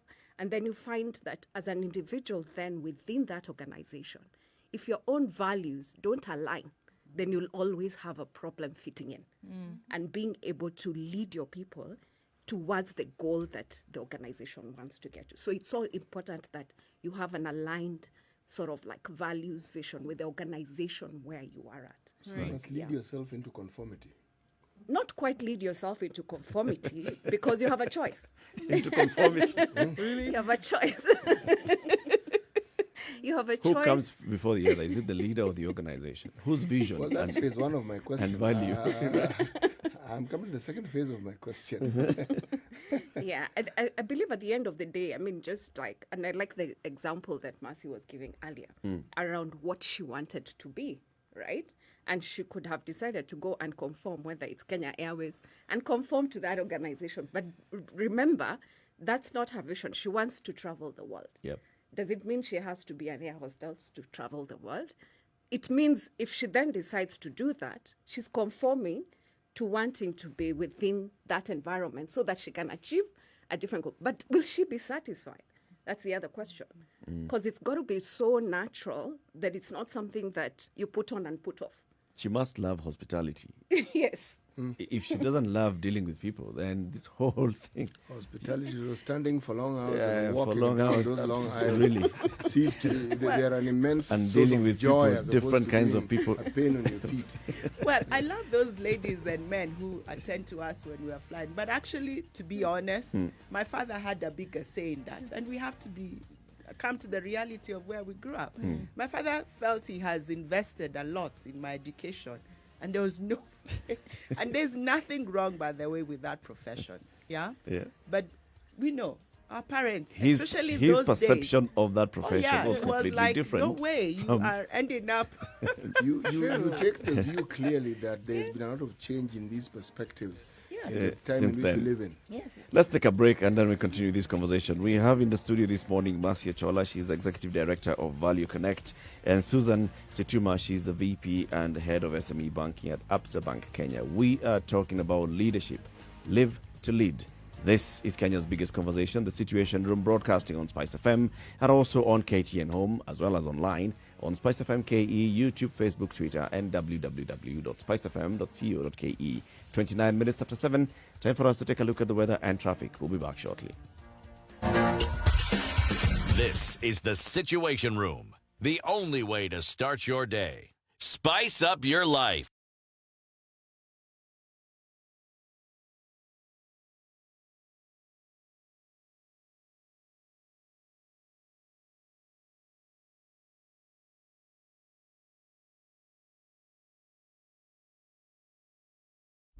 Classic soul, R&B, smooth jazz, neo soul, and nostalgic ballads. Make some noise. You're listening to Spice FM.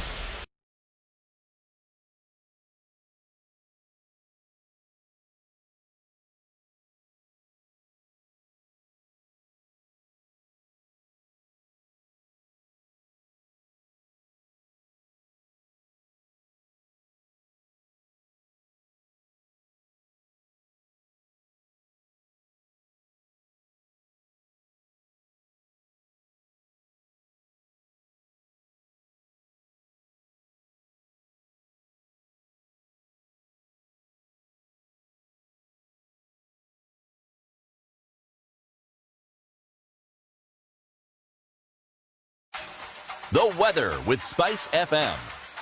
All right, it's mostly cloudy in Nairobi at 15 degrees. Yes, Eric, the winds will be blowing this morning. Highs of 24 and lows of 14.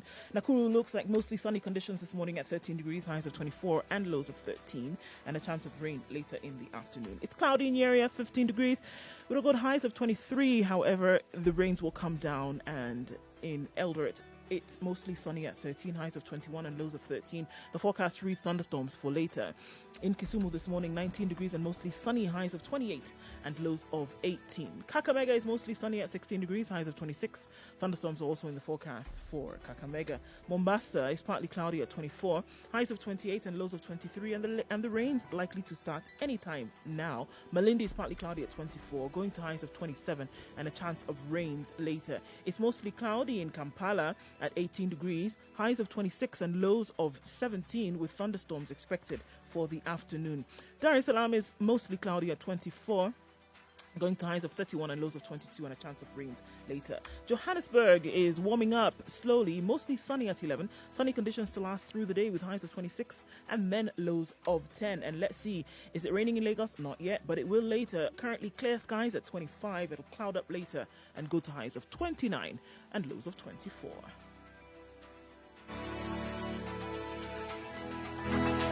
Spice FM. Spice up your life. Traffic. Goodness, there was another accident this morning and on Thika Road. It's a fatal one, unfortunately.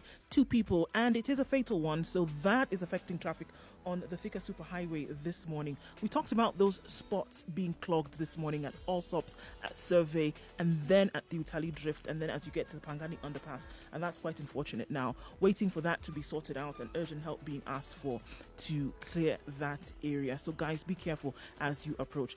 And another one, there's an accident at Shell as you approach Naivasha from Nairobi. So that's on the highway coming out. And so that's going to slow down traffic outbound of the city this morning. Those are the 2 things that we see. The southern and southern and eastern bypasses are open this morning and are not clogged. Mombasa Road, yes, traffic is bumper to bumper all the way from the SGR towards the JKIA turnoff. We expect this morning. Let's see what it looks like in half an hour or so. Let us know what you see. Spice FM KE. That's how you can reach us on Twitter.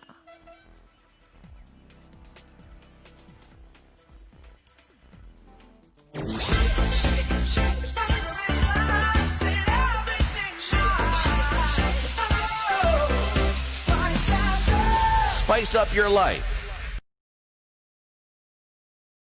Mature, intelligent talk every morning. Spice up yourself.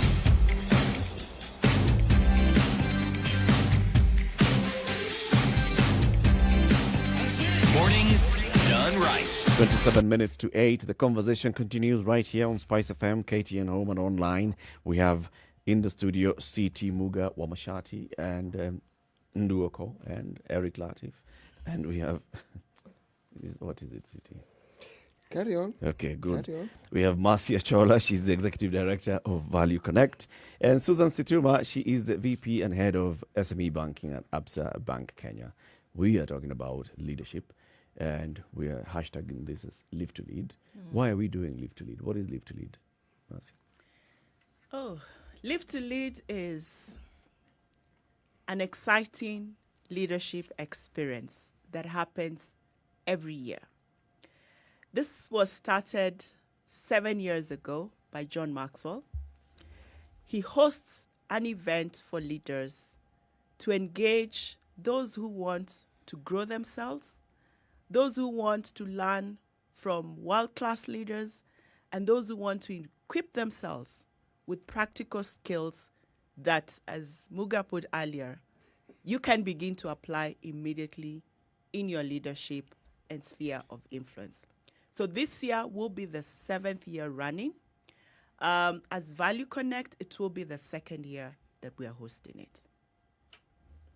So it's an annual global event. True. And does it happen concurrently? Good question. Now, John Maxwell, if you ask me, given the crisis we are in today, was ahead of the game. He started to do a live simulcast of this event. And rightfully, because Yes, he was traveling the world and having different leadership engagements and speaking in different circles. But at the end of the day, you can only be present in a particular place. You can only do so many in a particular given year. Last year, in the live simulcast, it was beamed live in 300 different locations across the world. Imagine if he was to travel to those 300 locations. He wouldn't even cover that. So we get a live feed from Atlanta, Georgia, and then we are able, we as, when I say we, is the John Maxwell certified coaches, we purchase a license to be able to bring this to our communities, to impact our communities. So once you get the license, you're free and available to beam this to your local community. Last year, 300 locations.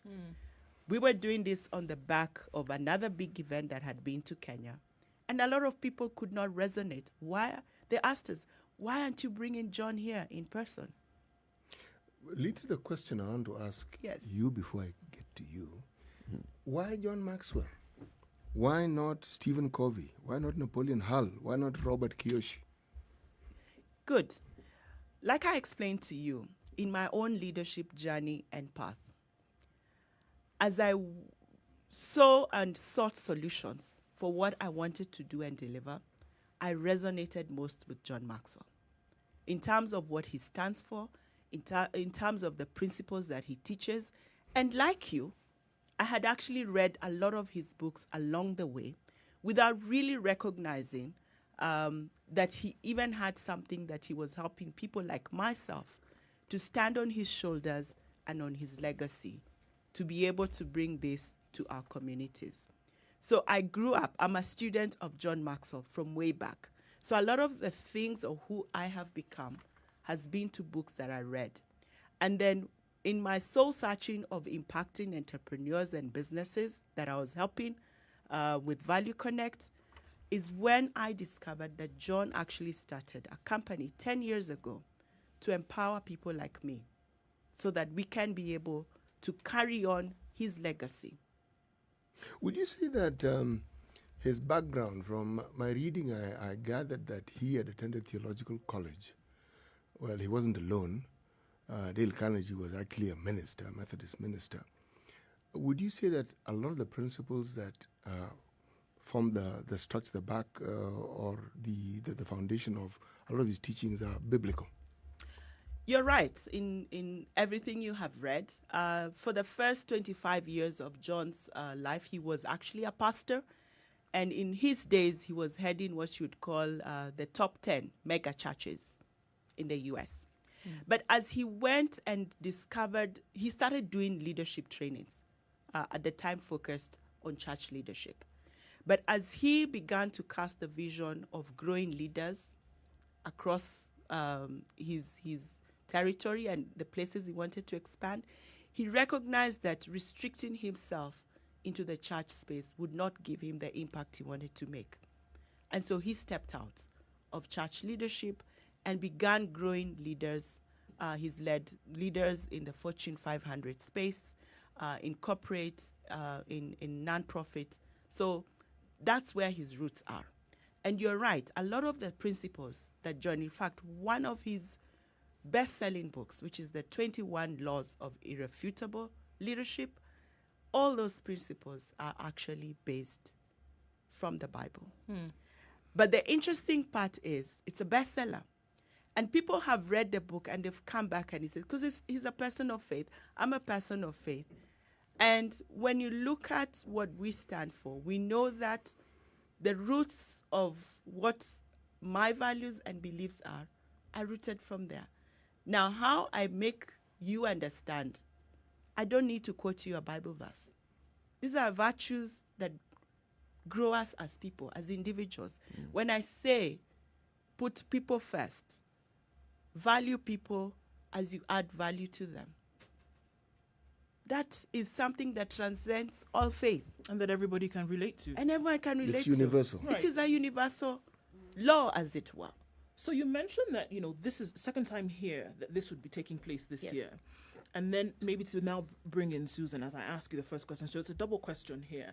So this is happening for the second time. What impacted the first time that you would want to do it for the second time? And what would you hope would happen with this second occurrence in Kenya in terms of impacting and changing lives here? You see, when you taste something, and again, we go back even to our roots. When you find something good, you want to share this. Because if you keep it to yourself, it serves you, yes, but you haven't made an impact.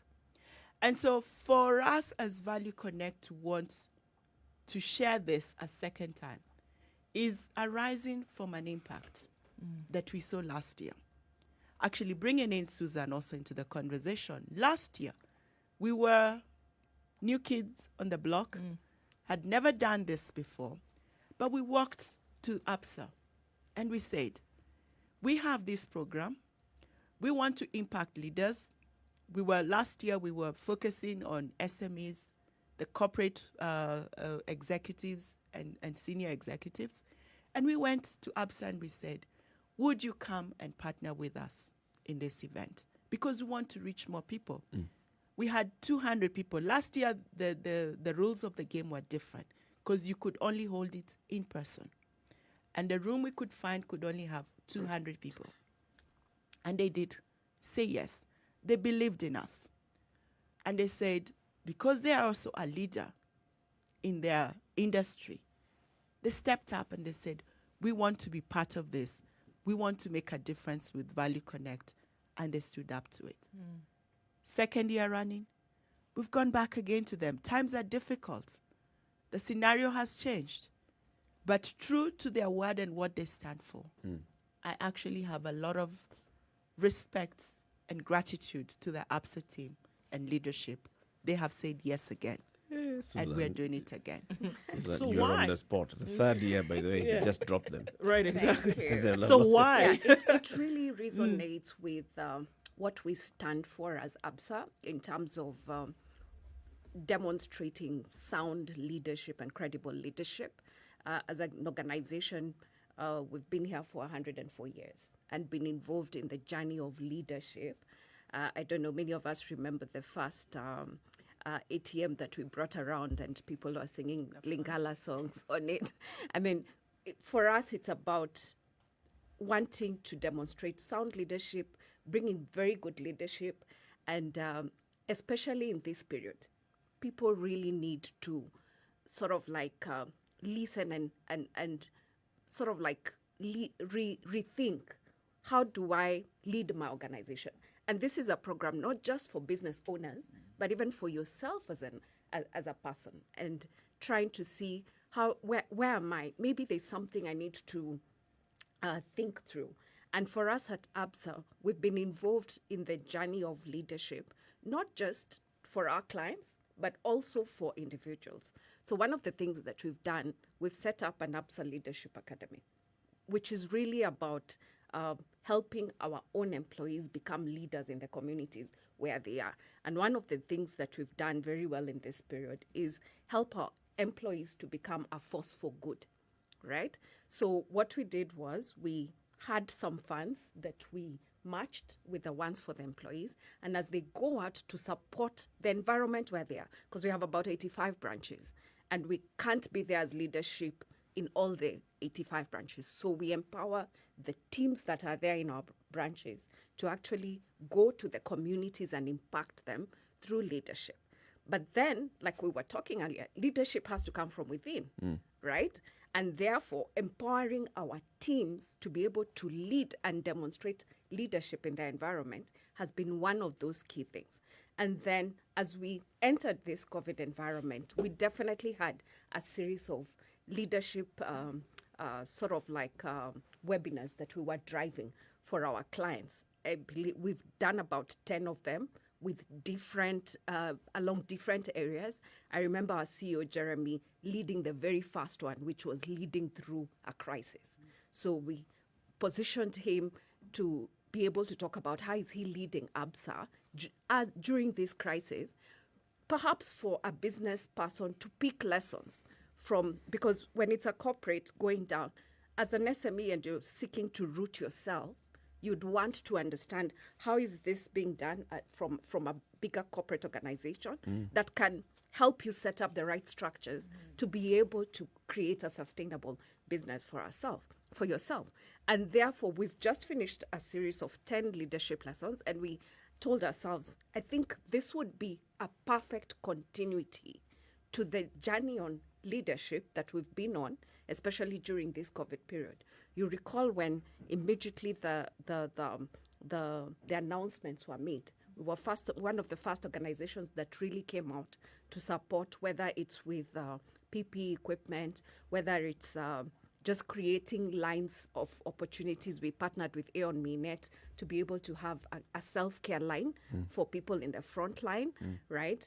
And therefore, this to us is our way of making sure that we are sponsoring something that's going to impact lives, impact the leaders, for them to be able to understand how to reposition themselves during this period. So in that respect, we felt it's a natural fit towards the journey that we are on in leadership. Susan, if I may ask, did ABSA also lay off workers like other industries in your field? Currently, I can't say yes, no. You didn't lay off any workers at all? Currently, we haven't. We Over this haven't. period? Yeah, over this period, no. No, But now not because of COVID. you had the SME arm of the bank, Yeah. and therefore you deal with people who are basically leaders in their very own right. These are entrepreneurs who have Yes. taken a step and invested and gone into business and taken the risks. Yes. You have seen the kind of impact that many of these small and medium organizations have gone through during this time. Then what kind of impact would you say that as a bank, this is what we've done to see that our clientele, those who have been banking with us, they're small businesses, they've gone through these rough times. This is how, first of all, we are helping the leadership of those organizations just to make decisions to ride this wave, and also their staff as well. What is it that you can say that, as ABSA, this is what we've done for our entrepreneurs? Okay, very good question.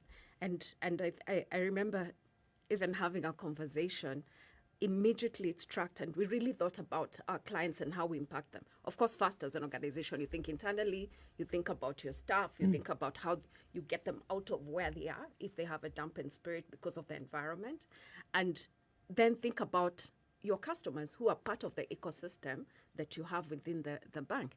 And we've had very honest conversations with our customers. One, if you need a repayment holiday, come and ask, so that then we give you some breathing space for your business if the cash flows have been affected. And it's true. Cash flows, I have customers who tell me their sales have gone down more than 80%. And they had employees, and they still have to lead those employees and face them, whether it's decisions of layoff, they've got to make that. But then you've got to be grounded as a leader, because in your organization, which is the SME in this space, in this case, you're the leader they are looking at to give them direction. And therefore, what we quickly brought together was a team of variable consultants in different areas. So we had the session on leadership. We had the session on leading with emotional intelligence, so that you're not breaking down. You know how to carry yourself despite what you have to do, whether it's business forecasting, whether it's business continuity planning. What do you do first?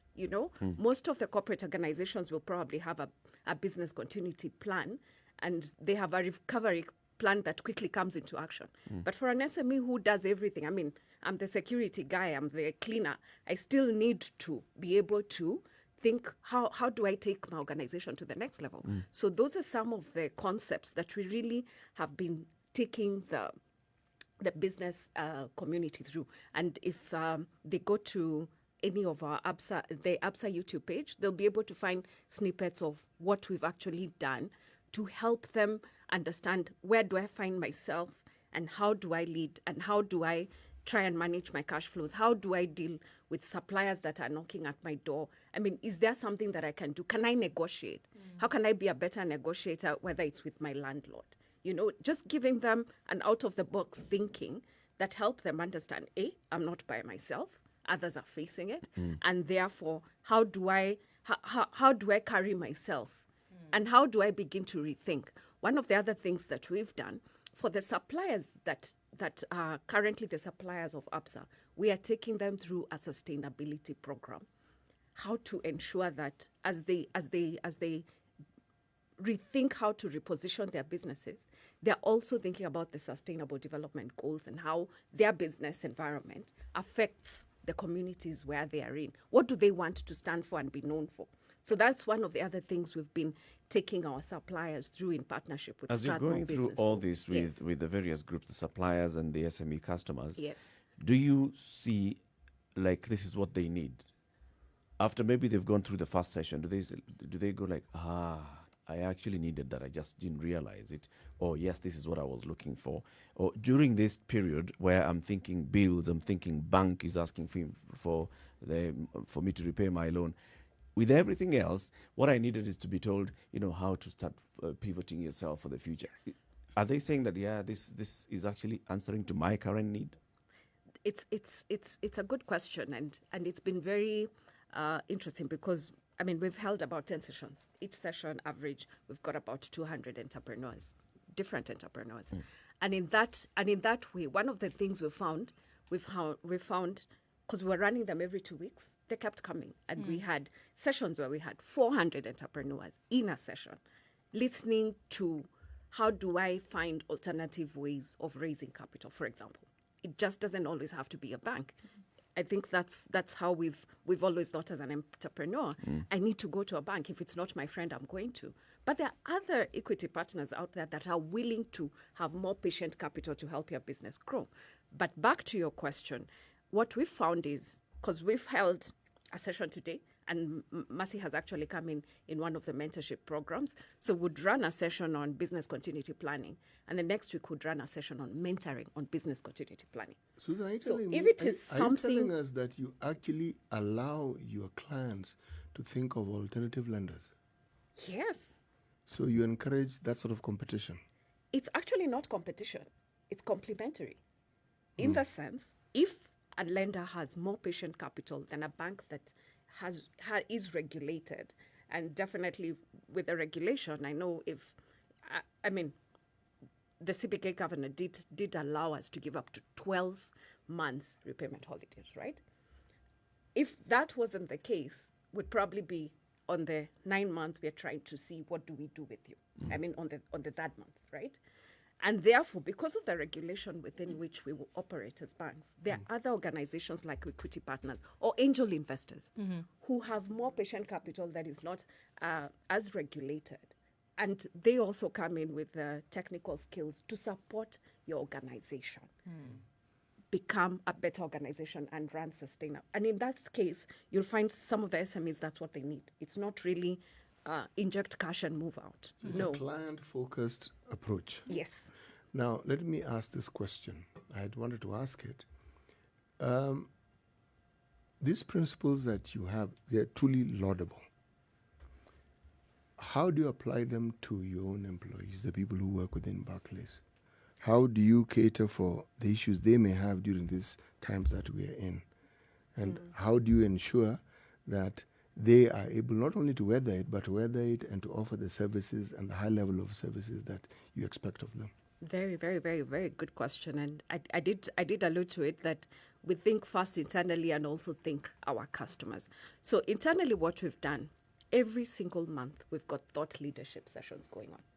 They start at about 7:30 a.m. to about 9 latest, right?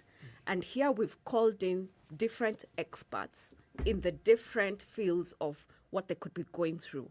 Again, emotional intelligence has been one of those critical ones, because you can imagine you also now have employees who are actually working from home and have to maneuver and have conversations, whether it's around performance with their team members, but at the same time, the home environment has your children, has your relatives probably. So in that respect, we've actually been able to bring different thought leaders to have conversations with our employees almost on every other week, monthly basis. And those have become so popular. So you find we have 500 colleagues at one point who are actually logged on to that kind of a session growing themselves. We actually call them soul food sessions. Right. Is that the measure of success, the number of people who actually sign into the program? I don't think so. I think the measure of success comes from how our customers view us, our net promoter score. Because if everything is going well with you, it will come out on the outside. So how you serve the customers who walk through our branches, it will show. Are you dealing with stuff and you don't have an outlet? Yeah. Or you could be snapping a lot. But what we've seen is we also have some good scores that have come out. And I think what I've seen is, we've really come out as a caring brand during this period, which is a testament of how we've been able to support our employees. I can tell you one of the things that the organization has done, and this is for employees, also help those who are working from home to be able to get their own sort of like workstations at good, affordable prices. Yep. And the organization has negotiated that to just make sure that they just didn't tell you go and work from home. They also try to support you with what is required for you to have the right environment to be Continue able to be productive. Exactly. Time to take another break on KTN Home at 4 minutes to 8 o'clock. This is a Situation Room broadcasting on Spice FM, online and on KTN Home. We'll be back shortly. This is the Situation Room, the only way to start your day. Spice up your life. 87.9 Spice FM, Mombasa.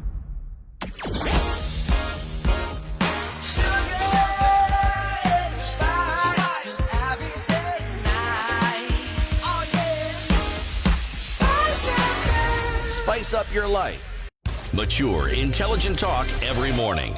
Spice up yourself.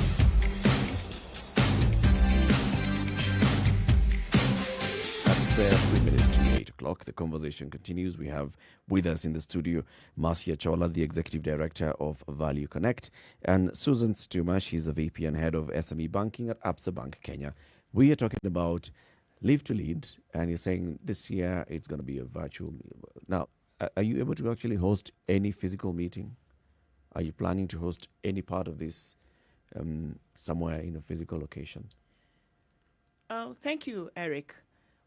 Like I said before, because of the times we're living in and the time we all now have become familiar to, we've had to pivot. And yes, we had started off with a live simulcast that was being held in a physical location, but we have recognized, or rather John Maxwell team recognized that first and foremost, being a global event, every country, every city, every state is at a different place in time. Some are open, some are not, some don't even know when they're opening. And so a very quick decision was taken as far back as April of this year to say that the event will happen, it will be a virtual event. At that point in time, we didn't know what it will entail, but we were told, go ahead, market your event, find partners like we went to find and discuss with Absa. And so we are having a virtual event. And it will be virtual in the sense that you can watch this from the comfort of your home, of your office, whatever is desirable for you. So what's required? What's required is for you to buy a ticket from us. And once you buy a ticket from us, you will get a link that will allow you to be able to participate in this year's Live to Lead. I want to add, you're wondering, beyond John Maxwell, who else is joining John on stage? And John has been very, very intentional in the people he's inviting to join in on stage. We all know Steve Harvey, the entertainer. He's going to be sharing his journey and his story. There's Kat Cole, who started off as a waitress, and today she's leading Focus Brands. Then there's Alan Malali, who helped to turn around the Ford Motor Company. He's also a former CEO of Boeing. He'll be sharing how did he do this? How did he inculcate value and value culture into his team? And then there'll also be Craig Groeschel. Okay. On our part, also with the support of APSA, we'll be having a local panel. We'll be having Dr. Mercy Mwangangi, the CAS in the Ministry of Health. We'll be having Julian Kula from Purpose Center, and we'll be having Dashan Chandaria from the Chandaria Group. We'll also have a representative from APSA. We're still agreeing who that will be. But we want to integrate that conversation from a global aspect. How does it connect with us locally? To Kenyanize and it. how we are able to apply with it going forward. Thank you very much, ladies, for joining us today. And where would one get more information on this?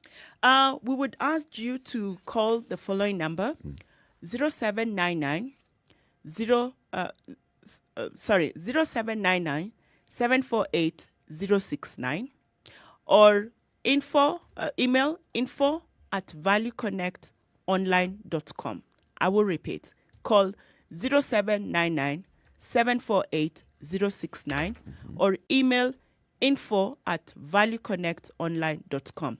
You can also visit our landing page. It is https://valueconnect.groovepages.com// live to lead Kenya / Should I repeat that?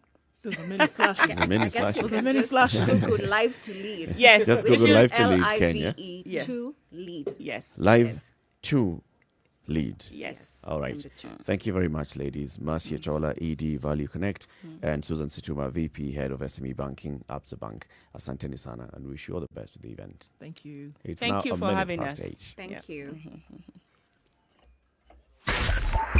102.5 Spice FM. Kisumu. Traffic. All right, traffic continues to build up in most parts of the city this morning. As you're trying to get in and out of the CBD, we experience that traffic on Mombasa Road. You're seeing heightened levels of it coming off of Thika Road and into the CBD as well. This one, we're going to hang tight, folks, and hope that it doesn't take too long for you to get where you are going. Mombasa Road still piling up, and that is between General Motors and then all the way to the Nyayo Stadium roundabout. That's going to take some time today from what we are seeing. Coming off of Thika Road, with the number of accidents that we've seen on that road this morning, is also adding to the traffic. There's also that on Limuru Road, and then out of the city heading towards Naivasha. That's what we've seen so far. I hope that we'll be able to sort that out without too much of an issue. If you get stuck somewhere, let us know. Spice FMKE, and that's how you can reach us on Twitter. Thank you very much.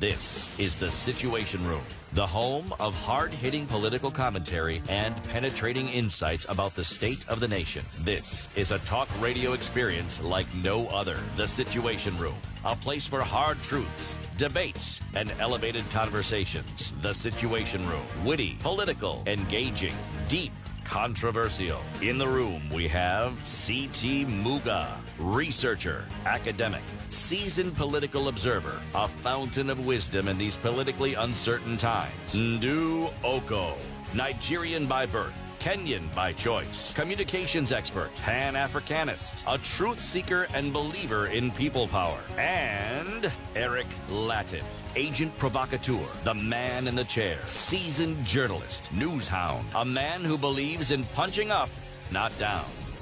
This is The 3 Situation minutes Room, after the 8, only this way is to Kenya's start biggest your day. conversation. The Situation Room broadcasts on Spice FM each and every morning, 6 a.m. to 10 a.m.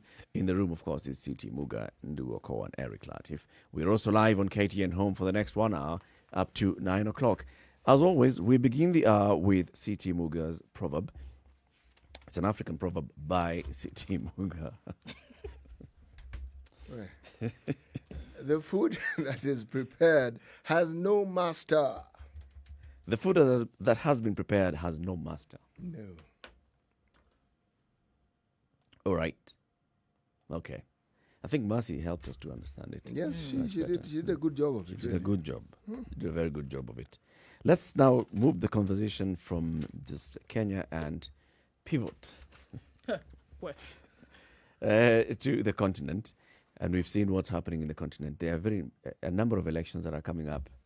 Even if we just don't talk about the upcoming parliamentary elections in Kenya, we talk about now the presidential elections in the region. There's one coming up in Tanzania. We have seen some form of change of government in Mali. We have seen, there are countries that are preparing for elections. We've seen demand for finally the exit of long-serving leader of Cameroon and others, right? So what is this? I mean, there's various ways in which people are trying to effect change of leadership. Well, I mean, if you want to look at what has happened in Cote d'Ivoire over the last 10 years, a coup was instituted and got one leader out and brought another one in. There have been cries saying that, you know, even if this coup was instituted, it didn't mean then that the leader we got after that was the solution. Same thing happened in Egypt when there were calls for, you know, ousting of the president. And then there were cries afterwards saying that, you know, maybe the option that we got was not the better one. We've seen that in Mali now with the institution of an interim government after the coup that happened a few weeks ago.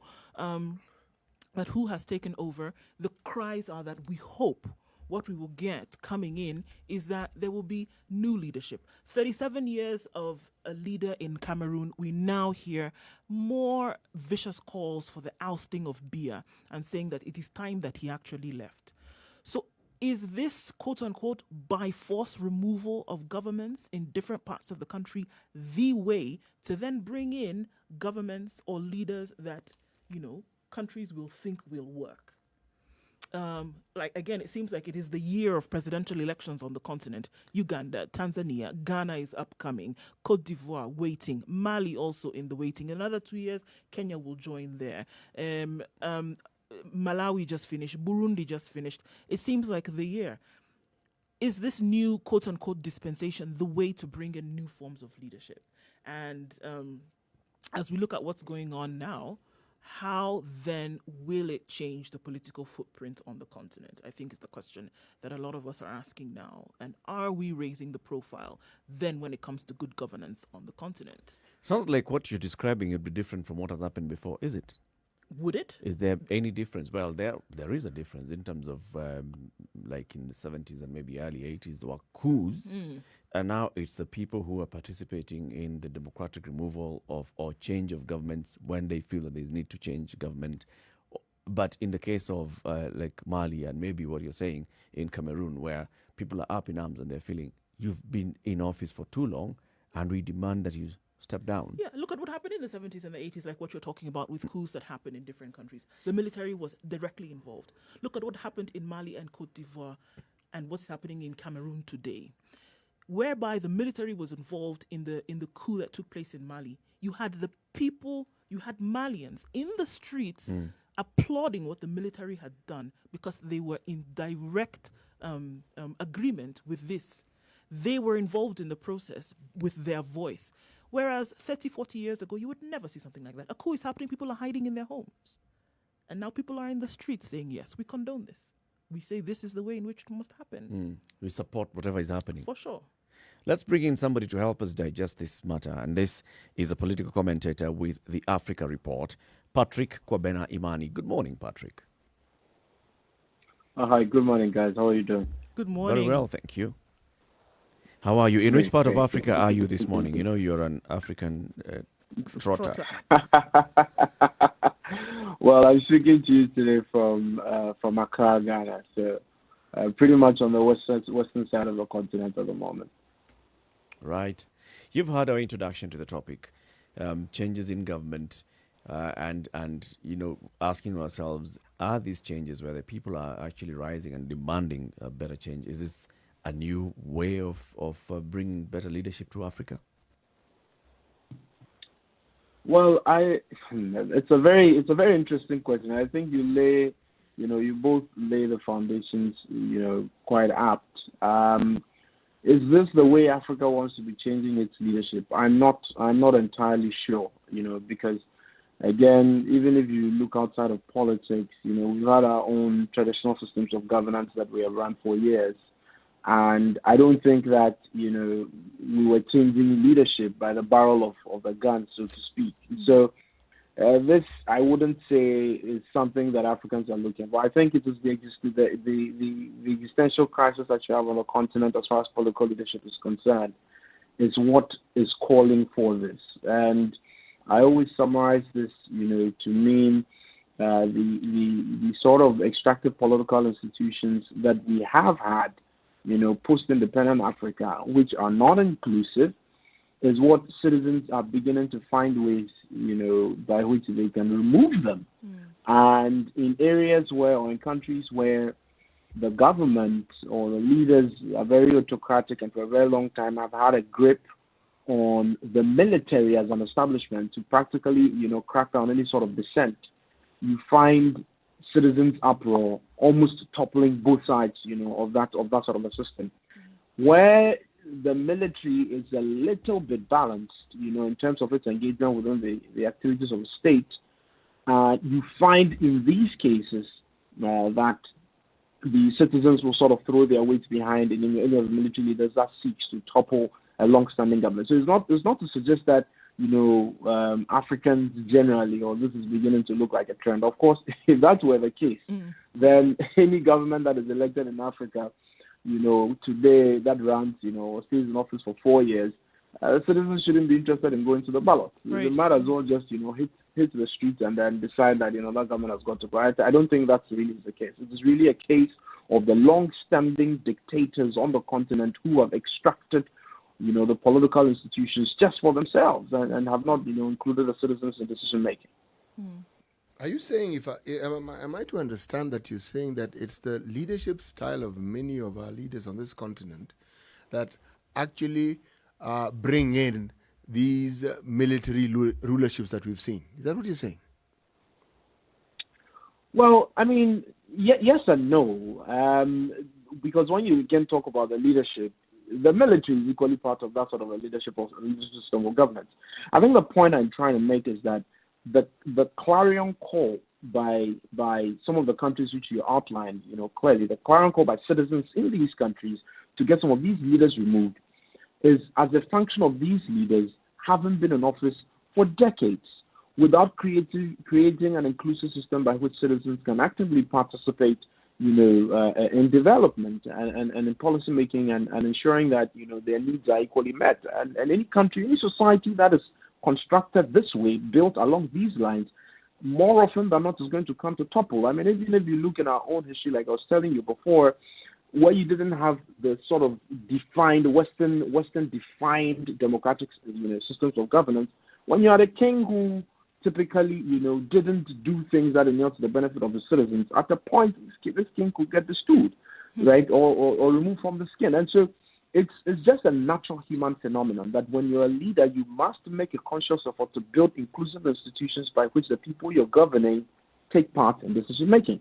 If you don't do that, and you have somebody like Paul Biya, you had somebody who, for nearly 40 years, may so rest in peace, Robert Mugabe, for example, for decades, and a portion of the country feels neglected. In my opinion, when you have a very youthful population falling in that bracket, it is a certain time, there's a waiting time bomb, and that is what may lead to people preferring this. So I suspect a part of the leadership style will be called to bear, but the leadership style itself has got to be defined by the institutions of governance, so that these institutions, if they are inclusive in decision making, of course, then you're looking to a system that people will be excited about. If not, they will definitely call for a change. Look across Africa, and let's look at leaderships that don't have the military at the head of it. Even when there has been change and there's been civilian rule, tell me how many of these countries have actually experienced change, except, of course, for the change of the leader. Change that is positive and which resonates with the sort of governance that you're speaking of. Well, so again, so you may have a lot of countries on the continent today that mimic what you have just described, which is that the changes in the sort of the political system. So you don't have the interference of the military, but you have the same political institutions, so to speak, or political parties that may run the affairs of government one way or the other. The point is that for a lot of the countries, we have created these bubbles or cocoons that are non-transparent and non-inclusive. I think that's the point I'm trying to make. So if you take a typical case like Ghana, for instance, which has been, at least in the last 30 years, been described as one of the most stable democracies across the continent, there's a major difficulty here. The difficulty is that a lot of decisions that are made are decisions that are sitting in Parliament, limited consultation to citizens. So you have a system that just a few political elites sort of manage that system here and there, and there are changes every 4 years or 5 years. That system in itself is not inclusive. For a system like that, it's just a matter of time before citizens take the law in their hands. And you saw a typical example of that in the case of al-Bashir and others you've seen on the continent, where the citizens and professionals decided that, look, we've had enough. The military is sitting aside. The military gets involved and tries to create some bit of stability. But even then, the power vacuum that is left is always a problem. So I suspect the struggle is really about the spoils of political power for decision making. So it doesn't really matter whether it's the military that is running it or to the civilians that are running it. To the extent that that system excludes majority of the people in terms of decision making and inclusivity and development, citizens will always rise up against the system. Patrick, even as you talk about this and saying whether it would be military that will get involved or civilians that will get involved, we find that, interestingly, across the continent, whichever way you want to look at it, civilians in their headspace, unfortunately, are more involved with their personal development. And when I say that, I don't mean making yourself better. I mean surviving on a daily basis. Unfortunately, the majority of citizens on the continent are dealing with survival.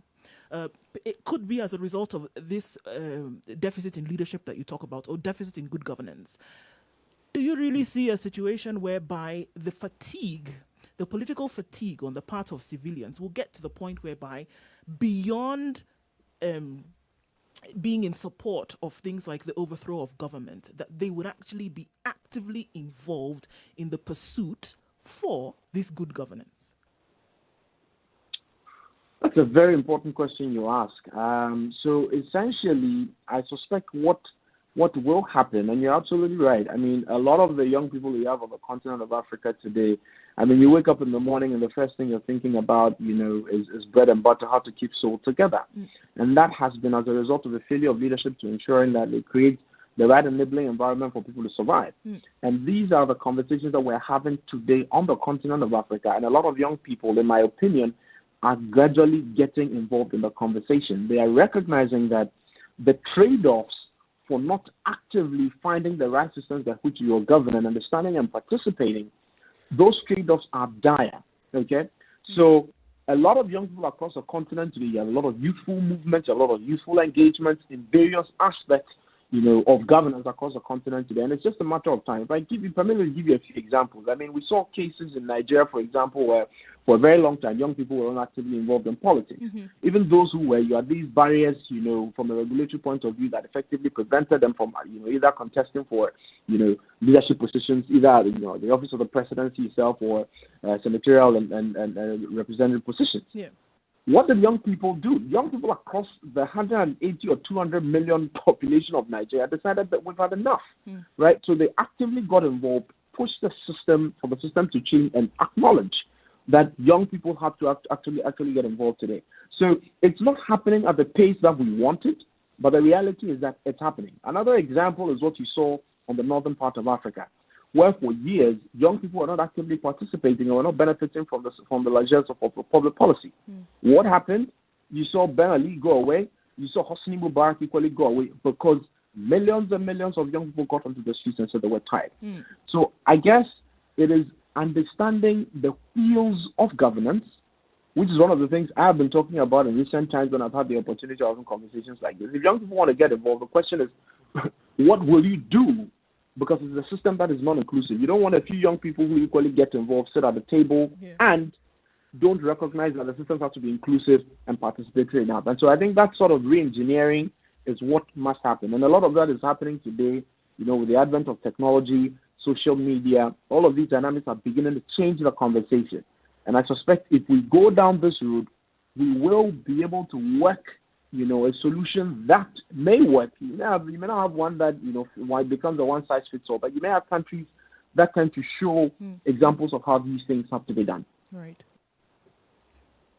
You talked about, what's happening in various countries. I'm looking at the case of Ivory Coast, where now we have an election coming up. We have the case of whether the current president should vie again. He says he will not. Then he says he will because, he's chosen successor, his party's chosen successor, better say that, unfortunately dies suddenly. And then we're also seeing now former presidents coming up. Is there any change to the system, or is this just a system that's being perpetuated by the same ruling elite that, we have had a musical chairs. So and so left, so and so has come in, and now the past so and so wants to come back in. So is there a change in system there, or is it just the same ruling elite running and managing the same system that they've had for a long time?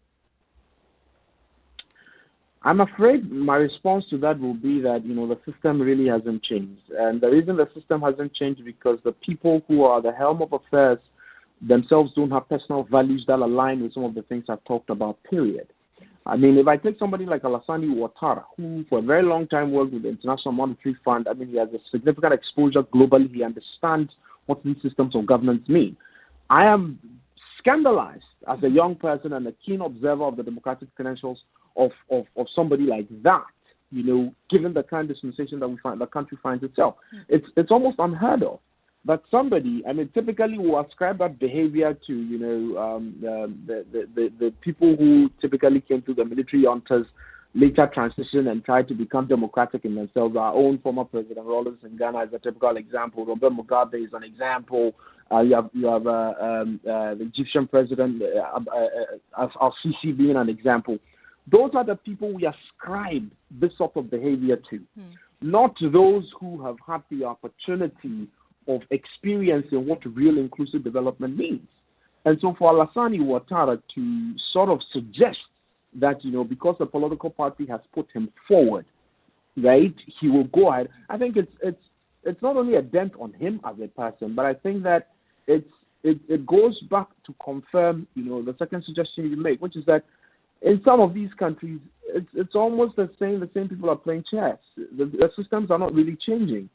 And so I think that for a country like Cote d'Ivoire, ECOWAS has got a significant responsibility in there. Dialogue really must happen before this gets into a full-blown chaotic narrative that we are not expecting. But then wouldn't you argue that the people themselves are okay with it? If you just imagine about Ivory Coast, they've come out of a civil war because of demand for change of leadership. And that here we are. Yes, there's agitation for change of leadership, but they are considering the same candidates. So is it that the people themselves are okay and comfortable with the system as it is? I don't think the people of Ivory Coast are okay with Alassane Ouattara and the very old, the old guards of politics being at the helm of affairs. If anything, it is the opposite. That is the case.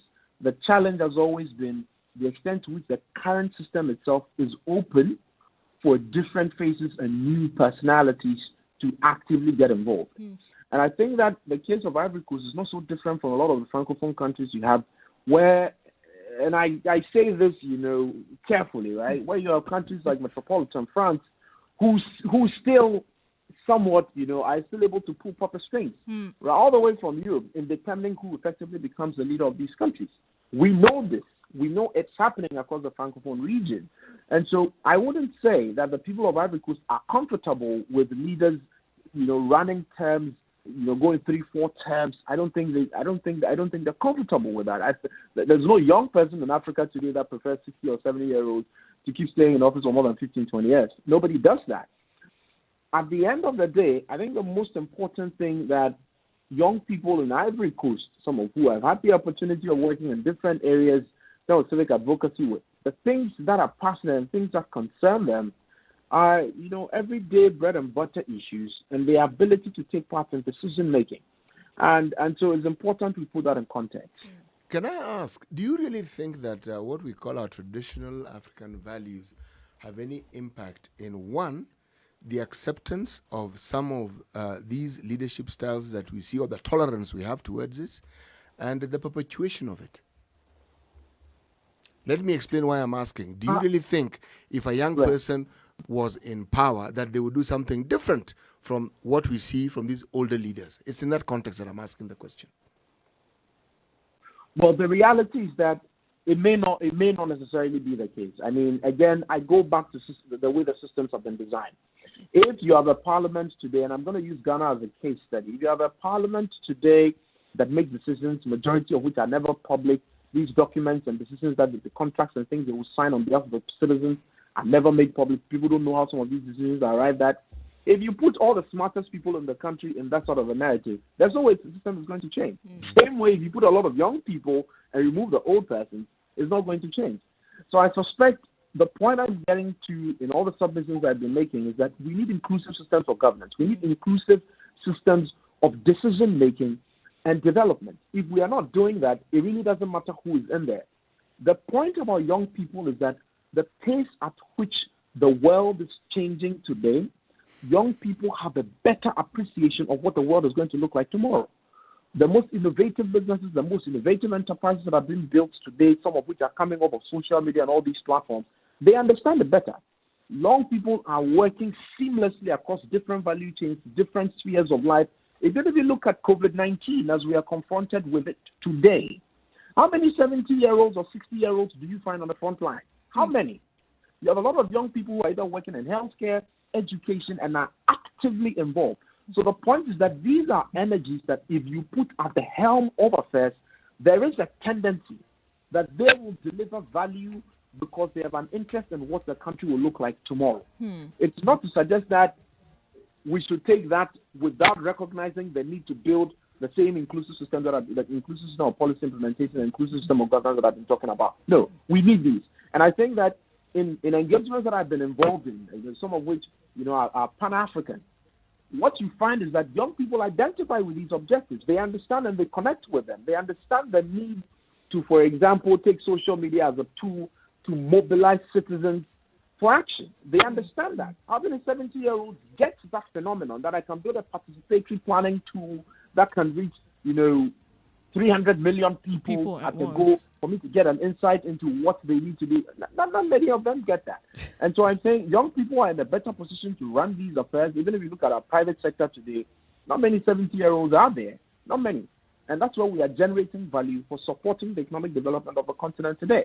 How are 40 and 35-year-olds doing better in terms of leadership in the private sector? And for some strange reason, we say they can't do better in the public sector. They can. Patrick, they just I think have not been given the opportunity to. We ought also to brand you the greatest ambassador and advocate for youth leadership as well. Youth involvement in governance. Patrick Obena-Imani is a political commentator, writes with the Africa Report. This morning we're looking at changes in government and systems of government across the continent and what's happening politically across the continent. Time for us to take a break. As we go into this break on KTN Home and Spice FM, it's time for me to tell you about what the Nairobi County Governor, Mike Mbuvi Sonko, has done. He has approved a 100% waiver on outstanding interest and penalties for those who have defaulted on land rates. And there's only a 1 month period window that has been opened. And this is between the 15th of September and the 15th of October 2020. And this is just a simple condition. One, just take advantage of this season and pay the ratepayer. You clear in full the total principal land rate. And then you also pay a 10% administrative cost based on the interest amount payable.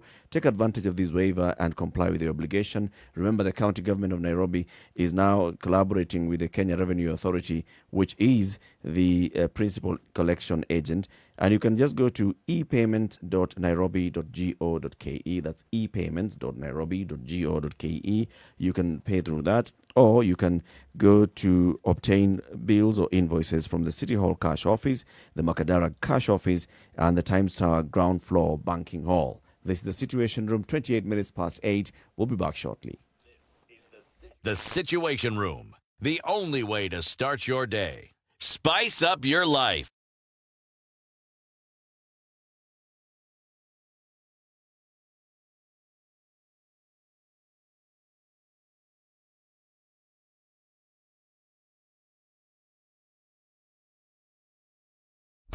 Classic soul, R&B, smooth jazz, neo soul, and nostalgic ballads. Make some noise. Yeah. You're listening to Spice FM. Slightly overcast in Nairobi at 16 degrees, highs of 24 and lows of 14 today. Mostly sunny in Nakuru at 15, going to highs of 24 and a chance of rains later on. Mostly cloudy in Njeri at 22 will be the high today, and showers expected, bringing it down to a low of 14. Thunderstorms are also in the forecast for Eldoret with highs of 21 and lows of 13. It's mostly sunny in Kisumu Kisumu going to highs of 28 today. And in Kakamega going to highs of 26. Rain is expected for most parts of the afternoon. It's partly cloudy in Mombasa at 25. Experience rains later with highs of 28 and lows of 24. 25 degrees in Malindi going to highs of 27 and lows of 24. We'll take a look quickly into Kampala where it's 19 degrees and expected thunderstorms later, then with highs of 26 and lows of 19. Dar es Salaam at 31 the high today, lows of 22, currently partly cloudy conditions at 26. Joburg is sunny at 12. Sunny conditions going to last throughout the day with highs of 26 and lows of 12. Lagos is mostly cloudy at 24, highs of 29 and lows of 24 with rains in the afternoon. Spice FM, Nakuru. Are you ready? Okay. Spice FM. Traffic. Okay, so there was a serious accident on Thika Road today heading into town at Roasters, causing huge traffic. And unfortunately, this is the second fatal accident on the Thika Superhighway today. Guys, we need to be a little bit careful, actually a lot careful, to avoid things like this. Police are on the scene actually right now trying to get that sorted out. But it's going to cause major traffic then heading into the CBD. There's traffic between Uhuru Highway and Westlands this morning, and it's bumper to bumper from what we see. And so those who are on at the Muthaiga underpass, and those who are at the Pangani underpass, and those who are coming into Thika Road from Kiambu Road, that's the problem, and that's why you're hit with so much traffic. We're going to keep an eye on that and let you know how that improves over time. Let us know if you might be stuck or if you find an alternate route. Spice FM KE on Twitter.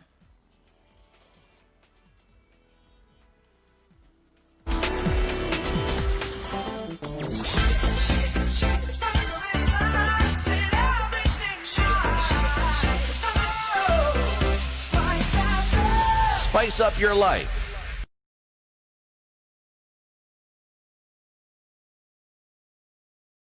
Mature, intelligent talk every morning. Spice up yourself.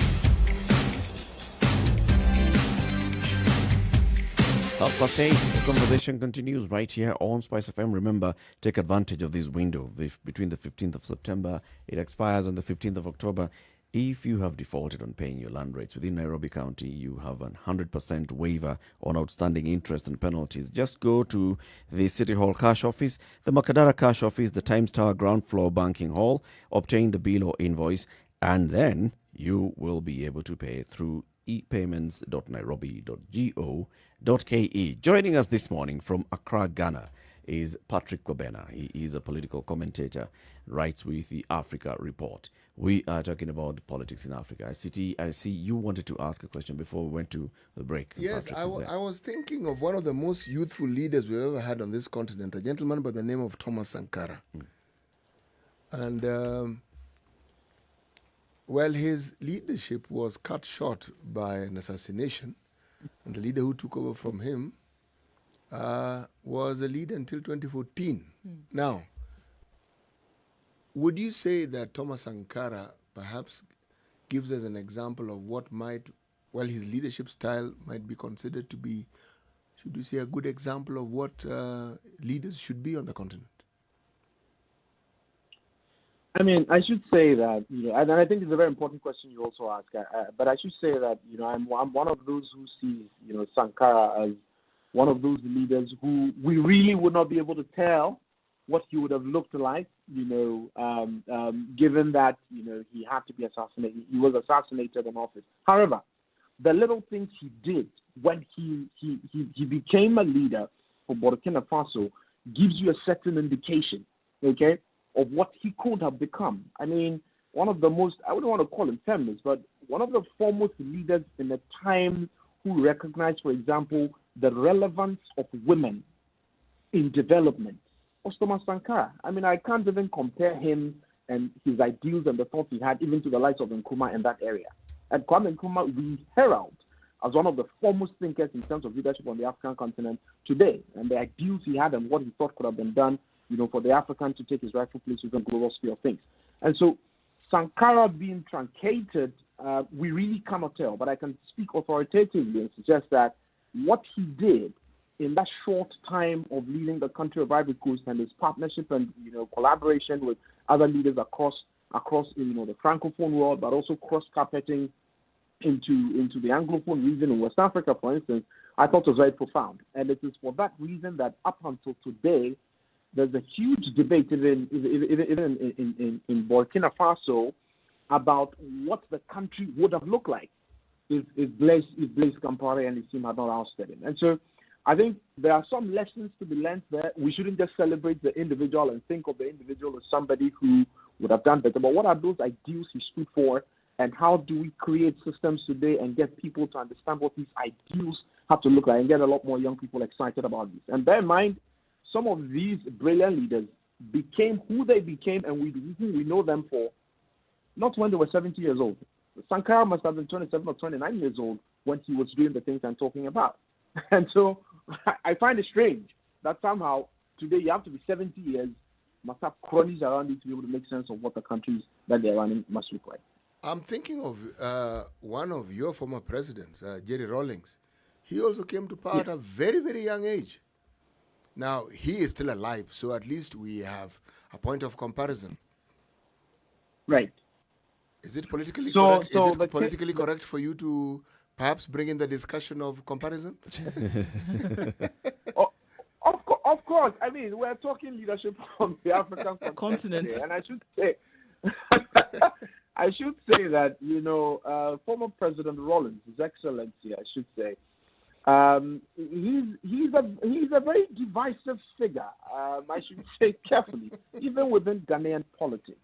As far as the Ghana as a country is concerned, I think he's the longest-serving president we've had. He ran the country for almost 19 years.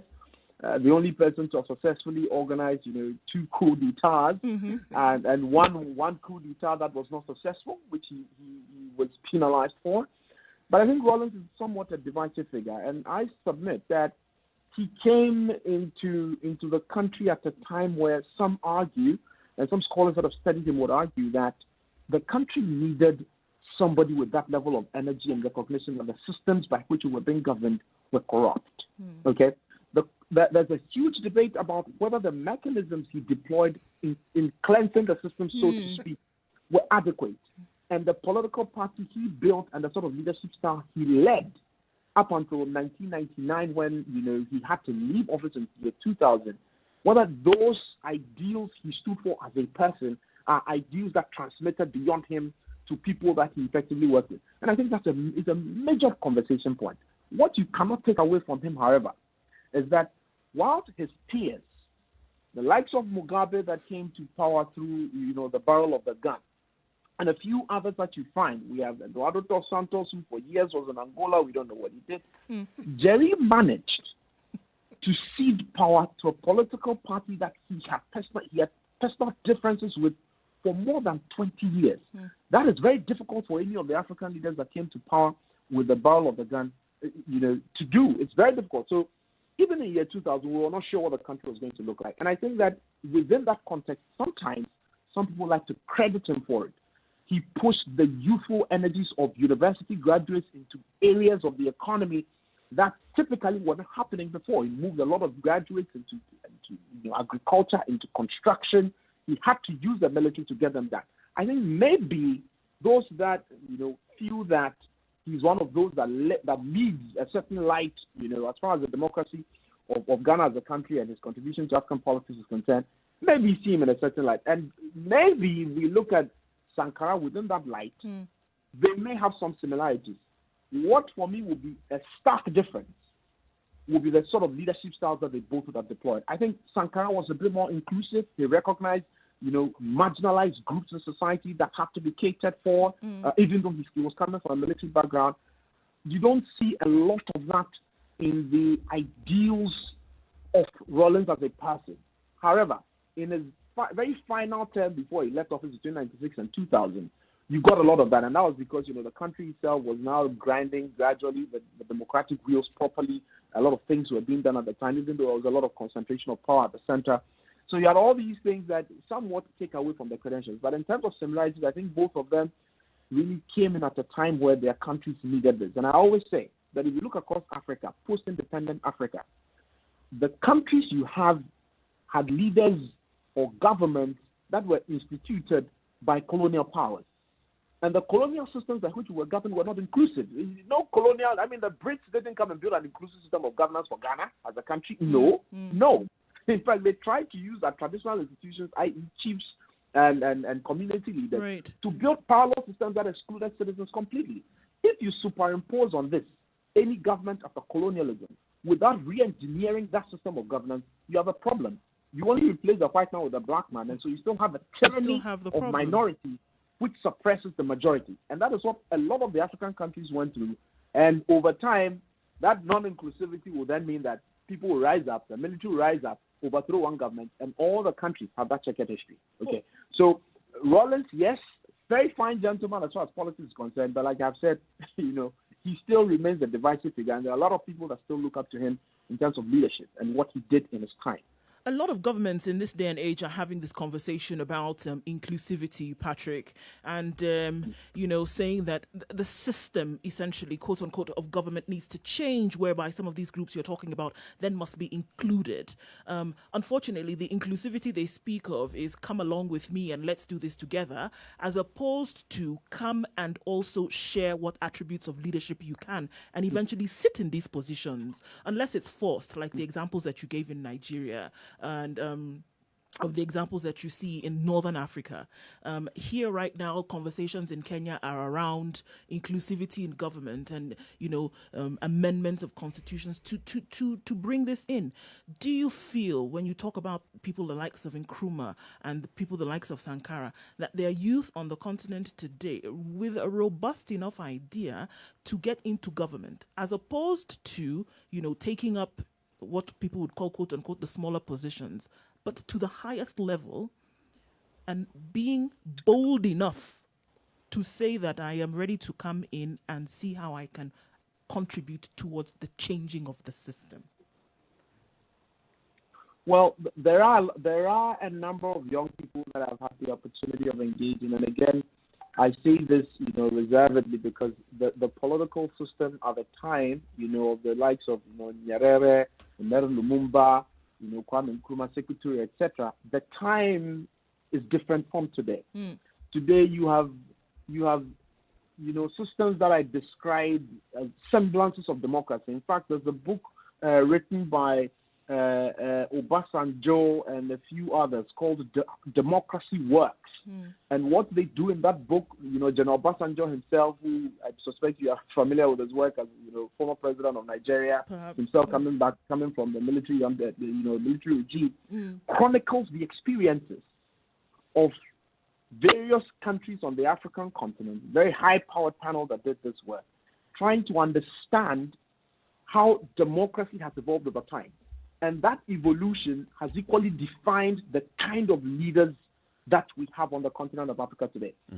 I will argue, if you pick Kwame Nkrumah from the 1940s and put him today in any of the countries of Africa, he will struggle. The reason he will struggle is because the tectonic plates are no longer aligned for that sort of orientation. So the young people you are having now are trying to understand the systems by which they are governed and find innovative ways around it by which they participate. If I give a practical example, there's a young man in Nigeria called Hamzat Lawal, who has, in my opinion, revolutionized what accountability in governance will look like. What the EFCC in Nigeria is tooled to do, he's managed to amass significant amount of young people, and that work has been exported into countries like Gambia, where he has different young people working in there. There's considerations of doing that in Ghana. And I think that kind of thinking, he's young. Hamzat is now 40 years old. All right? But that thinking is almost changing what public financial management in Nigeria is going to look like. Right. If in 2023 I am told that he's made EFCC post, I'm not going to be surprised, because he has what it takes to get that done. And again, you are talking about a country that has equally gone through the mill of reducing the barriers, for young people to actually participate in politics. I suspect, Nduh, what you're asking is, should two young people just be excited about going to sit in an office with the current system and just be fine by that, or they are really thinking about how they can almost overturn the system like the forebearers saw systems that they needed to overturn. I think that the plates we are dealing with now are a bit different. The systems of governance are a bit entrenched.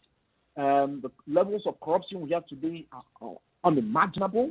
You have collaborations between Western companies, Western entities, the vested interests and businesses in politics are just unbelievable. So that you have to be crafty as a young person to be able to actively engage the system. I equally work in some circles as a civic advocate, right?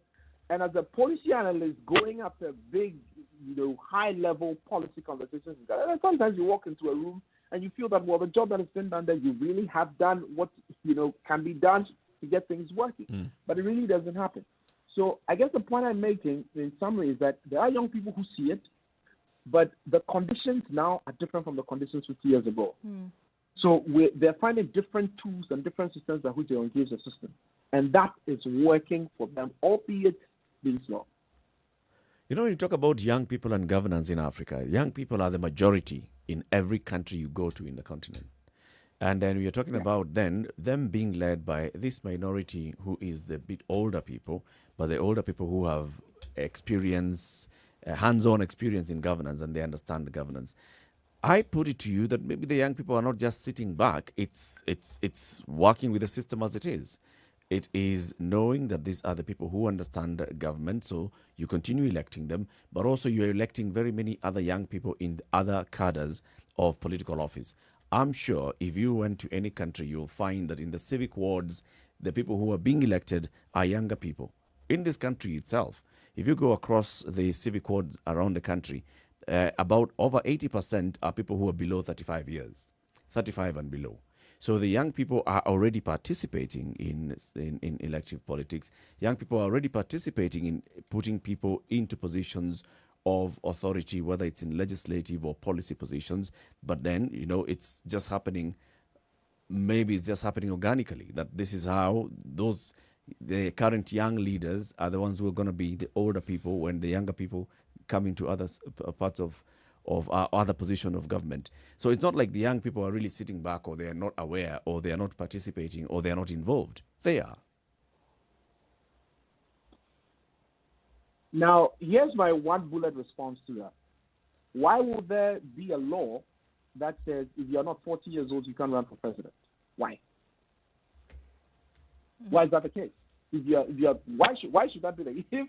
If the assumption is that, well, young people are seeing that, well, yeah, the old people are more experienced, let them do what they're doing when we equally get there. We're still perpetrating the mindset that for some reason, for you to effectively become a public official in politics, where you make decisions that matter, you have to be 70 or 60 years old. And I think that argument has got to be thrown out of the window. Okay? Otherwise, the what you have just surmised will suggest that there has to be this pipeline where the people that equally understand that, and I'm not downplaying experience here. Experience is incredibly important.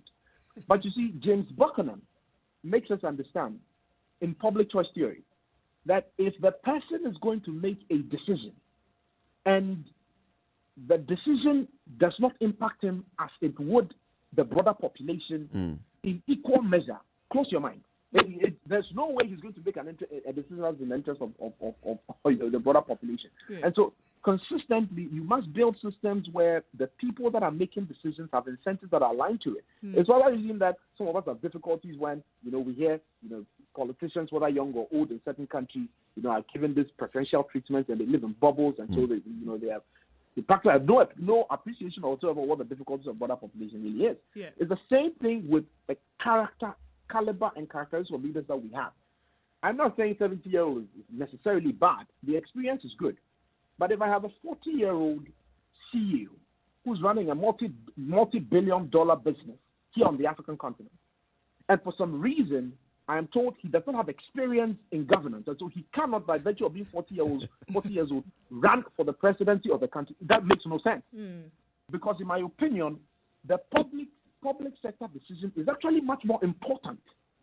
And so why we leave it to people who, in my opinion, yes, they may have experience, but public choice theory is against them, and more often than not, they're incapacitated. They have a lot of them. I think that's what the problem is. So don't have a country that is represented, in terms of the structure of population.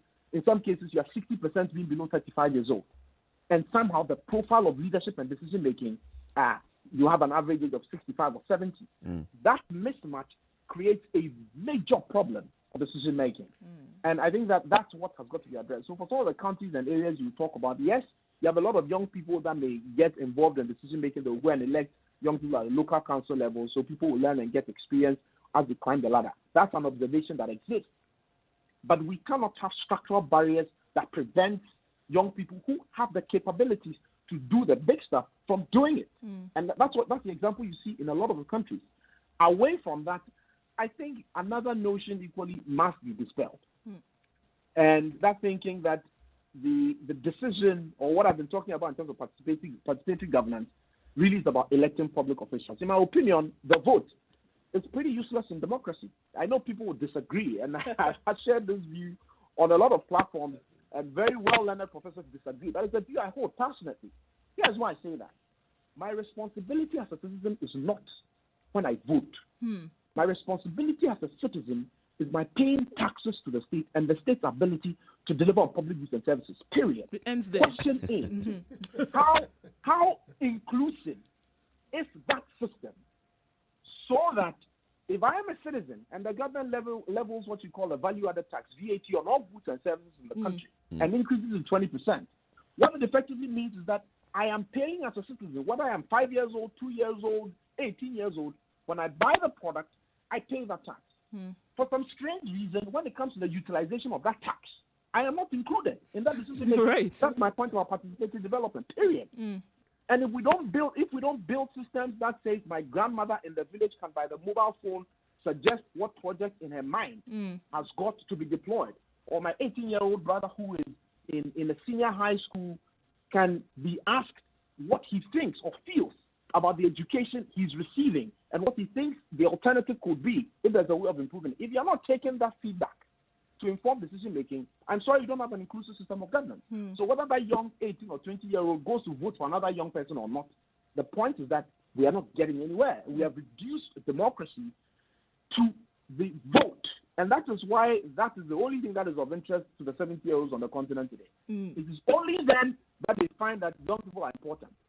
So when it's time for elections, I suspect this happens in Kenya. They'll share bags of rice for young people to walk around. That's when they start speaking the language of young people. But when it comes to how we use that tax money to drive development, you say young people are not involved. I know a lot of millennials who wouldn't want to even vote. But if you ask them, and I did a poll for about 2,000 different young people in this country, the question was very simple, and I'll throw it to the three of you in the studio. If you have the chance, right, if you have the chance to elect with the vote, to pick a leader to drive development, or you are given a scale of preferences of items in your community that you have to select based on your knowledge of revenue in the community, which would you prefer? Would you prefer to elect a leader or use your thumb to select the project? Which would you prefer? Select the project. Select the project. For sure. Period. But none of your government gives you the opportunity to select the project. Do that. Nowhere. You would choose that rather than picking the people to run. And that is the thinking for a lot of young people on the African continent today. And that's where inclusivity, in my opinion, must happen. There are templates of this being done elsewhere. The African society itself, this is how we have lived. You had kings, you had chiefs, there were elders, there were community and town hall meetings. Why do you think these meetings existed? Because they needed input from a lot of people who were active and contributing to the society. We have just superimposed this very dirigist, extractive political institution built by colonialism without any process of re-engineering that, and we call it democracy. So young people asking questions today, this is what we want to overthrow. The system that says you are only relevant when it's time to choose the leader, rather than making decisions about, okay, what kind of healthcare do I want? Do I want healthcare that is delivered to me at home? What kind of transportation system do I want? Do I want trams? Do I want trains? None of you has asked that question for some strange reason. Meanwhile, you have ideas on how these things have to work. Right. And do we see, I mean, as we come to a close of this now, Patrick, do we see that there is a gradual breaking down of the system that then locks a lot of people out? Do we see that there would be a gradual breaking down, or do we see in our lifetimes that this could actually change for the kind of inclusive governance that we are then searching for?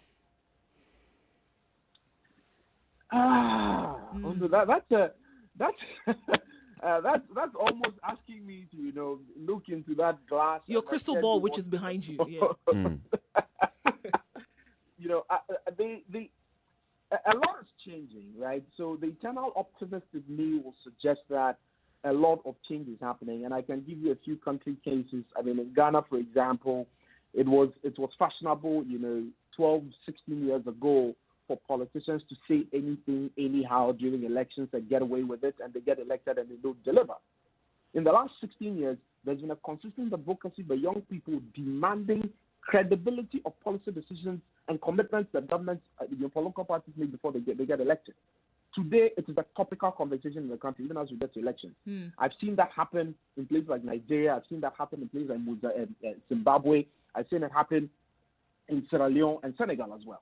So you have a shift gradually where people are beginning to wake up to realize that actually there's a cooler way of doing this that brings young people and brings different, marginalized people into the conversation. There is. Is it happening at the pace we wanted to because of the existential threats that confront the African continent today? I'm afraid not. Because, by 2050, we're told by some estimates that we probably have the largest population on the globe, and a greater percentage of our population is going to be very youthful. What it means is that decisions that are being made today must be very sensitive to that. I'm afraid I don't seem to see that, because all the organs of decision making from Pan-African level to regional level to levels of the state is really not attuned with that existential threat. That if we don't make these changes quickly and fast enough, you have a lot of young people that are going to be caught behind the eight ball. And when that happens, who knows what that implosion is going to look like? Almost suggesting that we will not benefit from this very youthful budget we have, what they call the economists have labeled the demographic dividend that Africa has. We will not be able to benefit extensively out of that. All right? So it is happening. We must collectively, and that's where this conversation goes back to that point. Sure. When we have conversations like this, young people in Kenya wake up and realize that, wait a minute, this thing is actually possible. I can find innovative ways of actually participating, and gradually maybe we'll speed up that process. I think that's the only way to go. For sure. Thank you very much, Patrick. That's Patrick Obena. He is a political commentator, writes for the Africa Report, and also does a lot of advocacy work. And today we are also branding him the youth advocate. For Africa. For Africa. Thank you very much for speaking to us, and also for waking up that early to speak to us from Accra, Ghana. What time is it now? Is it... it's just getting to about 6 a.m. Right. So pretty early here. Yeah. Pretty early. Thank you. For Thanks speaking for to that, us. Patrick. I want to thank everybody on KTN Home for joining us this morning, 7 a.m. to now coming up to 9. Join us again tomorrow on KTN Home, 7 to 9. But the conversation continues on the Situation Room on Spice FM, 94.4 in Nairobi. We're in Mombasa, Kisumu, Nakuru, Eldoret, Nyeri, and Malindi. It's now 3 minutes to 9. This is the Situation Room, the only way to start your day. Spice up your life. 102.5 Spice FM, Kisumu. Sugar and spice and everything nice. Everything nice. Spice FM. Spice up your life. Spice FM. Spice up your life. All right. Do you think that the youth across the continent are getting to that point where, they want to actively participate? I think the youth have always been actively participating in the electoral process. But then, is it actively participating with the understanding that, they are influencing change? Or is it actively participating on behalf of somebody else? Both. On behalf of the ruling class? Both. Not for their benefit, but, it only ends up benefiting. Both. In fact, if you look at the history... By design or just... If you look at the history of youthful participation, what was forgotten along the line, that the leaders of this continent, the vast majority, began taking up those positions as young people. Yes. Because they were in a new dispensation, and that new dispensation meant these are people who had a certain background in education. They were young. So what stopped? At what point did it stop? Because we are looking back in history and saying, look at the leaders 30, 40 years ago, 50 years ago, who were taking up the realms of leadership. They were young. Yes. And then... And they're making decisions for the entire country. And then, how come you're not talking about the same, like, who was it who was telling us about the Kikuyu and the central communities, something called Itweka? Get to a certain age set, you must hand over leadership to a younger generation. Why doesn't that happen in our Why doesn't it politics? continue? Why doesn't it continue happening? There's something, you see, when we talk about leadership in Africa, we speak as though those early leaders, and the current leaders, have an absolute say in what happens in their country. No.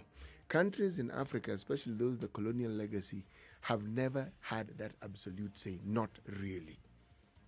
We are independent, we even elect our leaders, and even then, one wonders whether we really elect the Whether we leaders. really elect have. Yes, there's that question. So if you take that into consideration and then you consider the novelty that we've had with the new source of power, remember, the traditional setting was very different. Let's take a quick break and take a look at traffic. Coming to the top of the hour, this is Kenya's biggest conversation, the Situation Room. Becky Kim says, please record this entire hour and save it on your website. Should be one of the best hours since you started. Well, all these hours are always on our website, Becky. We'll tell you how you can find them. Good morning, 9 o'clock.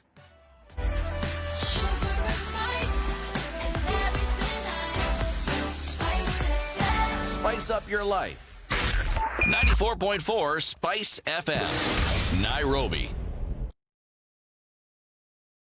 Where traffic is this morning Traffic. is on Thika Road. We've had 3 accidents on Thika Road today, 2 of them fatal, involving 3 people, guys.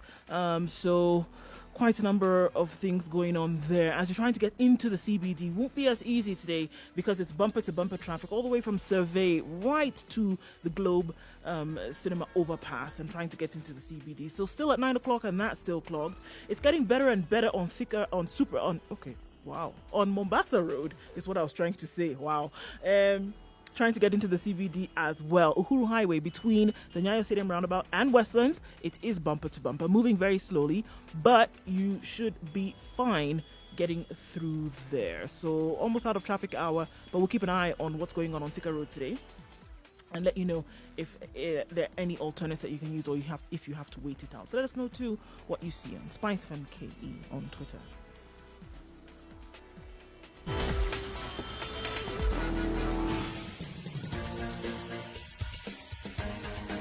This is the Situation Room, the home of hard-hitting political commentary and penetrating insights about the state of the nation. This is a talk radio experience like no other. The Situation Room, a place for hard truths, debates, and elevated conversations. The Situation Room, witty, political, engaging, deep, controversial. In the room, we have C.T. Muga, researcher, academic, seasoned political observer, a fountain of wisdom in these politically uncertain times. Nduh Okoh, Nigerian by birth, Kenyan by choice, communications expert, Pan-Africanist, a truth seeker and believer in people power, and Eric Latiff, agent provocateur, the man in the chair, seasoned journalist, news hound, a man who believes in punching up, not down. This is the Situation Room. 2 minutes after the 9. only This way to conversation start your day. is always live on www.spicefm.co.ke, also live on YouTube, on Facebook, and on Twitter. And you can find the conversation every day, any day that you go back onto any of these platforms. For example, you'll find yesterday's conversation on Facebook, on Twitter, on YouTube, and also on the website www.spicefm.co.ke.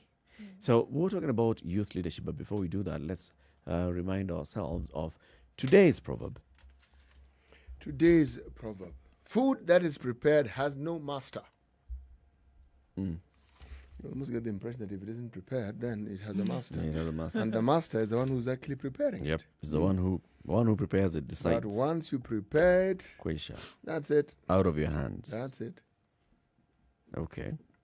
So you were talking about youth and youth participating in leadership, and then getting to a point where you also ask yourself whether you're just participating as a pawn on the chessboard or whether you're actually the one making the It's moves. one of those multiple choice questions which has there's A, B, C, D, and then there's E, all of the above. Okay?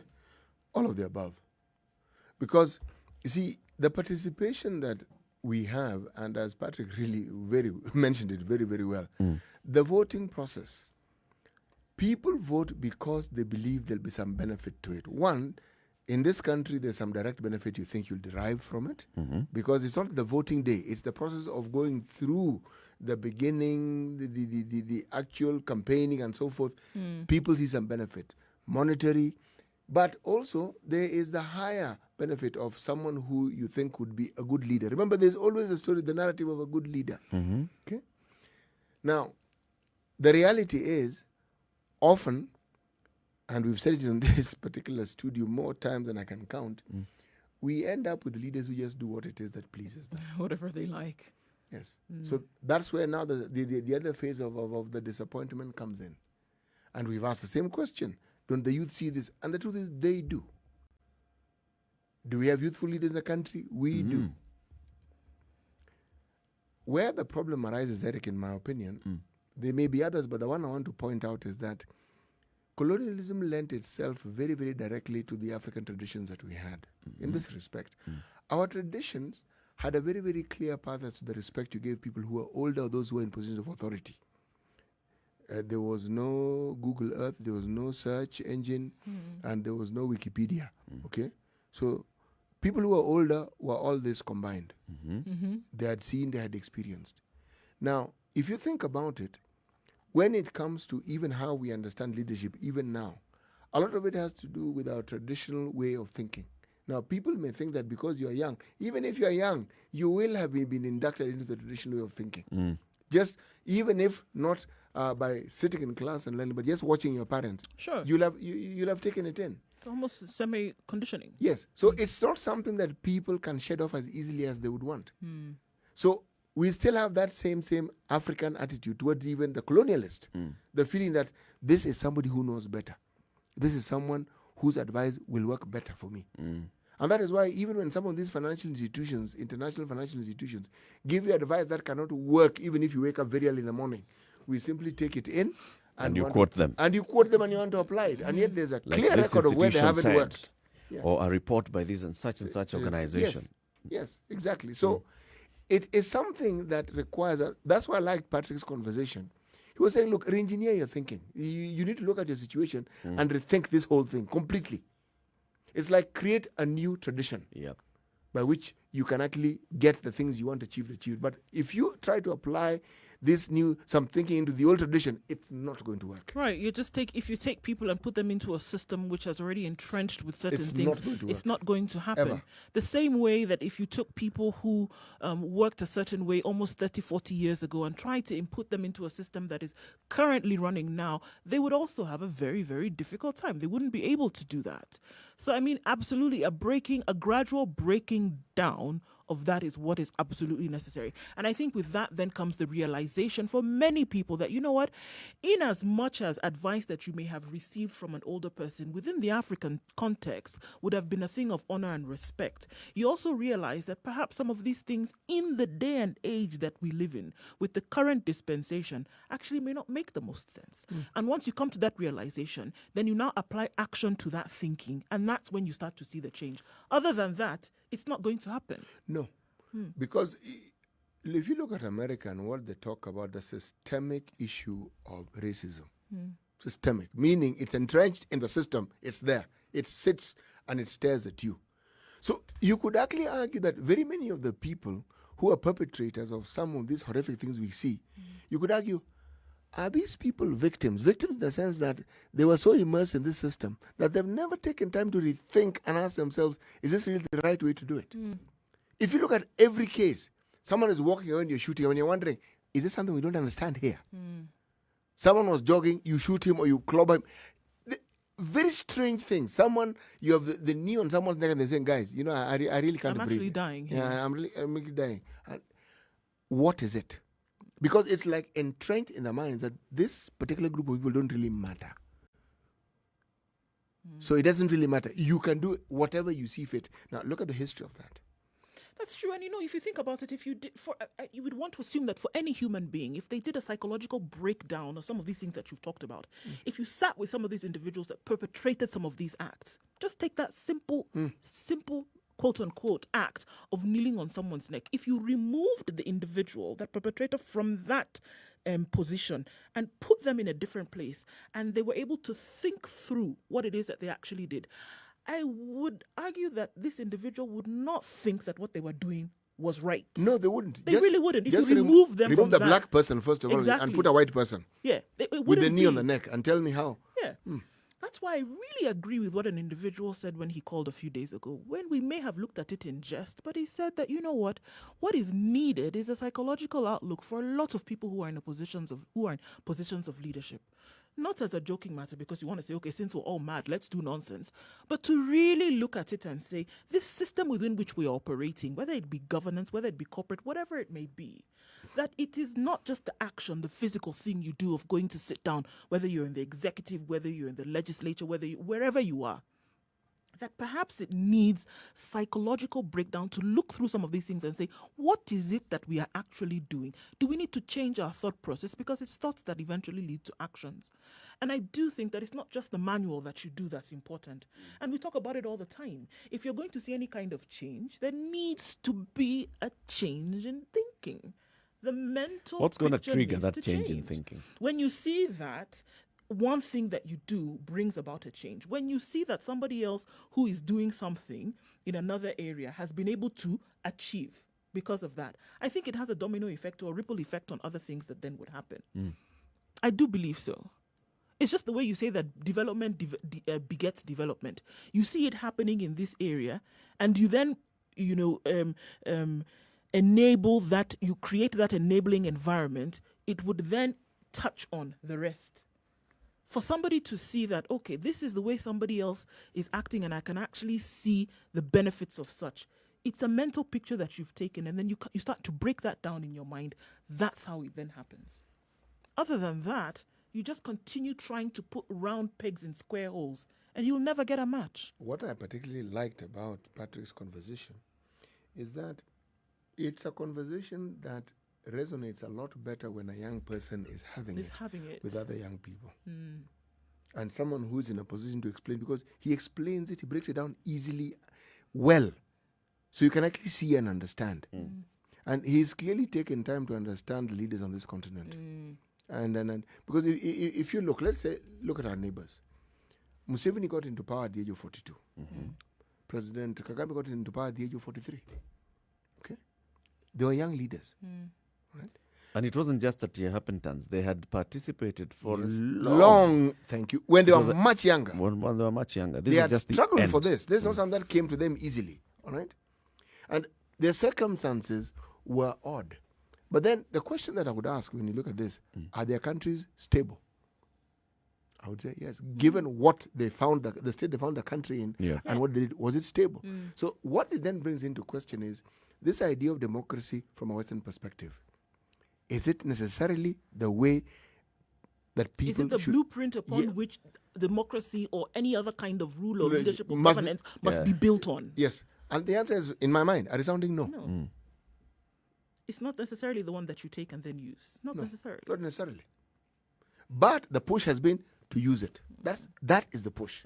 Because there's this clamor also to change the structure of governance. So you see, the structure of governance in the African context, just like you were saying, there was a king, there's a chief. King, chief, and if you don't live by the wills of the people, if the people feel that you're not really advancing their interests, they remove you from that position. Yes. And they have a way of removing you from that position. But then there's a way in which you rise to the level and where you become king, chief, or you even rise. In the West, they still maintain that structure. They still have it. They still have the monarchies. In this part of the world, those were completely shunned. They were done away with. Done away with completely. And then now we are imposing this new system where we're saying the only way that somebody can become a leader is if they are elected in such and such a manner. Eric, you've actually made a very valid point. Just think of the two countries, our neighbors whom I've mentioned, okay? Yep. Museveni reinstated the monarchies. Yep. Because of the issue that Rwanda had, President Kagame and his leaders and the leaders of that country gave power to their chiefs, especially when it came to deciding on judicial matters at a certain level. If you look at other countries on this particular continent who have encouraged that old leadership style to flourish, under new dispensation, yes, but to flourish, you will actually find that there is an interesting check and balance just by the existence of this alternative. Structure. Yes. Now, those who did away with it completely and embraced the colonial system entirely, man, we often are at loggerheads with our own traditional thinking, and which is really still very much part and parcel of who we are. Always shooting and missing. Yes. 0719-012-600. You can join this conversation now. And I'm also seeing some comments on social media. Spice FM KE, Facebook, Twitter, and Instagram. We'll be sampling some of them after we come out of this break at 14 minutes after 9. And just to remind you, there is a window that has been opened by the Governor of Nairobi County, Mike Mbuvi Sonko, 100% waiver on all outstanding interest and penalties for land rates. So if you don't take advantage of this particular window, this is what is likely to happen to you. You'll be compelled to pay directly to the county government until the land rates and interest due are fully paid. Cancel or withdraw any license or permit granted in the premises in which land rates have not been paid. So it doesn't matter whether you're the tenant in that particular premise. Anybody who's operating there, their licenses will be cancelled or withdrawn. So no business will take place there. Charge the property over unpaid rates until plus interest until the full amount is cleared. And if a defaulter has a pending case in court for recovery of rates arrears, that will also in addition be required to pay the legal costs incurred. To avoid all this inconvenience, please take advantage of this window between the 15th of September expires on the 15th of October. Please just go to epayments.nairobi.go.ke. That's epayments.nairobi.go.ke, or visit the offices at City Hall Cash Office, the Makadara Cash Office, and Times Tower ground floor. Remember, KRA is now the collecting agent for Nairobi City County. 9:15. This is the Situation Room, the only way to start your day. Spice up your life. The weather with Spice FM. Getting to temperature of 18 degrees. We'll see highs of 24 today. And in Nakuru, 18 degrees and mostly sunny conditions throughout today, but chance of rain later with highs of 24. Njeri goes to a high of 23 today, lows of 14 with a chance of rain in the afternoon as well. Thunderstorms are in the forecast in Eldoret, currently at 16 degrees and mostly cloudy conditions. It's 22 degrees and partly cloudy in Kisumu, highs of 28 today and lows of 19. 20 degrees in Kakamega at the moment with highs of 25. It'll go down to a low of 16. It's mostly sunny in Mombasa at 26, highs of 28 with rains expected later. In Malindi, it's mostly cloudy at 26, going to highs of 28 and lows of 24. Mostly cloudy in Kampala, highs of 26 and lows of 18. Dar es Salaam, mostly cloudy today at 27. Will go to a warm high of 31 and down to lows of 22. It's mostly sunny in Johannesburg at 15 degrees. Highs of 26 will be realized today. Looking at Lagos, rain's going to come back early this morning, highs of 29 and lows of 24. Beijing this afternoon, where they are, is partly cloudy at 23, highs of 24 and coming down to lows of 14. London at 10 degrees is mostly cloudy. There will be showers later with highs of 15 and lows of 8, while Paris is sunny at 12. It'll change later though, and there's a thunderstorm warning for yellow. It's now Thursday morning in New York at 20 degrees. It'll go to a warm high of 27, cloudy conditions later, and down to a low of 17.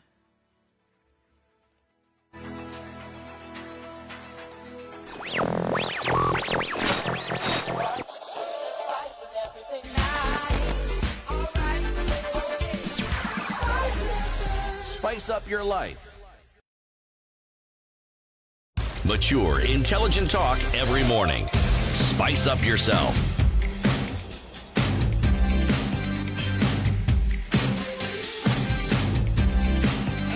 Mornings done right. All right. Hey, I'm falling on the seat. There you go. All right, now. Fine. So there's a comment that I've seen there from, is it one man, Weissman? What's he saying, Weissman? Okay, so we have inherited everything our forefathers have left, not forgetting how to grow wealth, and not for the people, but for you. Youth are just copy-pasting, according to him. So there just really no change, as it were, and that youth are not doing anything innovative, nothing new in terms of reform. And unfortunately, that's what his outlook on this is. Okay. Yeah, just inherited copy-pasting. So the youth are just doing what they've seen being done before. Yeah, just doing what people before. So leadership is not for the interest of the people. Leadership is for your interest. Yes. To get into a position of leadership is not necessarily to help the people of the country, but to get into a position of leadership to then move yourself as an individual forward. It's a tool for personal development. Yeah. The reason why people fought for independence is because they were unhappy with the rulers. Had they been happy with the rulers, they would not necessarily have fought. Now, the current rulers seem to forget that this dispensation is completely different in that people actually have a say. Now, when you have even a constitution that entrenches that, and you seem to ignore it, now, when the constitution hits you in the face, like our constitution has hit our political leaders in the face, then their true colors come out. Instead of pausing and saying, this is a moment for us to reflect, they come out flaying and making utterances and doing all sorts of interesting things, which in effect is like undressing in public. Or throwing a tantrum like the proverbial child in the supermarket. Yes, so wants to one throw looks on and the says, floor. oh. Your mother is standing there looking at you and wondering what's wrong with you. You had the opportunity to walk alongside with me and do the things that we've come to this mall to do. But then because you don't want to listen, now you throw yourself on the floor. Not usually children who throw a tantrum from a purely African perspective is a child who is not disciplined, because a child who knows that the mother will not put up with that Spoiled brat. will simply ask politely and then quietly walk behind or beside the mother. In line. They know. The unfortunate thing is this. So in this particular case, then, is this child called the citizen a spoiled brat? No, the Oh, child. The The child in child. this Who- case who's- are your leaders. The child Yes. here is Is the the leader. legislators, right? He's the leader. Yes. So they are spoiled Yes, they are. Yes. because you really haven't cracked a whip. No, It has not been Never cracked. pinched them. That's why Never they can done behave the way anything. in which they're No, behaving. no. They say the things they say, behave in the manner in which they behave. If the whip had been cracked before, they would be walking in line like that child who knows how they're supposed to behave. None of this daddy. None of those things. That's what we've been doing. Face your front. as you Okay, say. mommy. Yes. Baba. Baba. Nothing. There are many instances I'm sure you've observed where all the mother does is turn the head and look. Look, a look is enough. That's it. That's it. No words leave the mouth. And everything falls into place. And order is restored. And we you know. know who's boss. Yes. Others, it's a negotiation. It's a modern way of parenting. It's a negotiation, Hey, come on. No, what do you want? But I told you. No. You see, I'm busy. But I told you, if we don't do this today, we'll do it another time. We'll do it another Or time. this negotiation about food. Will you eat? Yes, will you eat? But you didn't eat yesterday. Come on. You don't like this food? Okay, let's make for you. What do you want? Then the tantrum goes into Then the KFC. tantrum. Yes. And that's what happens. This is what maybe we've done to our leaders. They throw a tantrum every time, and we're like, You give them what they want. What do you want? You want us to change the constitution so that you don't do this? Okay, we'll change the constitution. Or we'll let So- you change it, but we won't kick a fuss. Yeah. So that you don't have now to sit down and think how best to implement this gender rule. Let's change the constitution, okay? Well, let's give you some time. Baba, you want us to change the constitution? You need 10 Mom? years. Okay, you wait. We'll change the constitution. And So what you also- go to parliament, only pass a budget. Yes, and also this constitution seems to be bothering you. You don't like it. Okay. And then You want only half of us you to want create come. another position there, so that so and so can occupy it. Okay. And this salary is not enough, It's is not it? enough. I mean, for a big person like you, a big boy and a big girl like you, who has grown Need more. teeth, yes, it's okay. Yes, we won't Give you- complain. Yes, give. give them. What do you think would be a good amount? It is okay. Oh, sorry, we forgot. You also mentioned pension. Okay, Yeah. It's important, for everybody. In fact, now even those people who were not there when you were there, let's also give them Let's pension. give them. And those who will come ahead of you, we'll also give them. Don't Even worry. cousin so and so, Yes. and your friend. Who's your best friend in school? My best friend in school is that senior government officer. Let's also give him. Let's throw him. Let's also give him. That's exactly what it is. That's how we are treating our leaders, yes, that's exactly what it is. so that they don't throw a tantrum. So they don't, So they'll say they're not doing again. Yes. No. This country will go to the dogs. No. Please. Don't. Just come. What do you want? Okay. Let's just change it for you. Who is it? Who's bad? You, judiciary. Bad. Why do you need 41 more judges for? And we know very well that you don't. Okay. That's what you have in front No, of you. that is what we have allowed ourselves to have. And so we should not really complain. See, a revolution here isn't picking up stones and pelting helpless windows. No, it's No. changing the way you think, It's the thinking. how you think, and holding leaders to account, because you can. You may think you can't, but you can. Instead of listening to the comedy that actually characterizes our electoral processes, ask questions and say, excuse me, we, the young people of this particular sub-county, in this particular ward, these are the issues that we'd like you to address. Yep. We'd like to ask you some now, but we are going to give you this memorandum that we have, so that when you next come, and please give us a date and we will wait for you, you come and respond to these questions, because these questions respond to the needs we have. Now, you do that across the country, so you know when you have a meeting, you are going to be asked. The meeting is not you telling us what you think you're going to do. No. Forget it. We There's know a what we want. checklist. It's not what you think you're going to do. And it's not a flash in the pan activity. It is regular, compounded consistency of such things that will get people to sit up and take notice. Yes. It's not a matter of, okay, let's do this once and then, okay, it was so tiring. No. Regularly, consistently. Before you tell asking. us what you're going to do, come and listen to what we think, have- what we need. Then when you've understood it, then come and tell us how you're going to do it. Don't start by telling us what you think we need and how we think it should be done, and we should. And then you tell us you've got a finger on the pulse. And you understand, because I come from this village. Of course you come from this village. Otherwise, you don't be able to stand for In that the first position. place. Your entire family is known to this village, so don't tell us what we know. Come and find out what it is that we need, and then talk to us about it.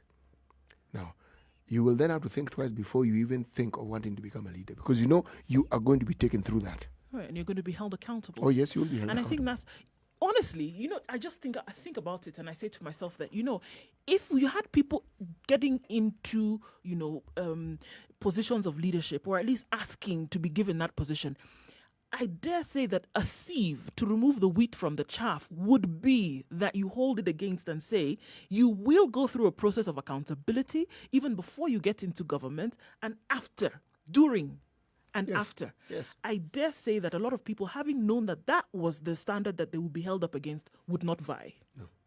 Would sit down and You'd say, think okay, twice. let me stay here with the rest of the people and let's just look at this thing play out. To be held accountable, to be asked questions on a regular basis in terms of what it is that you have been doing and how it is you've been serving the people.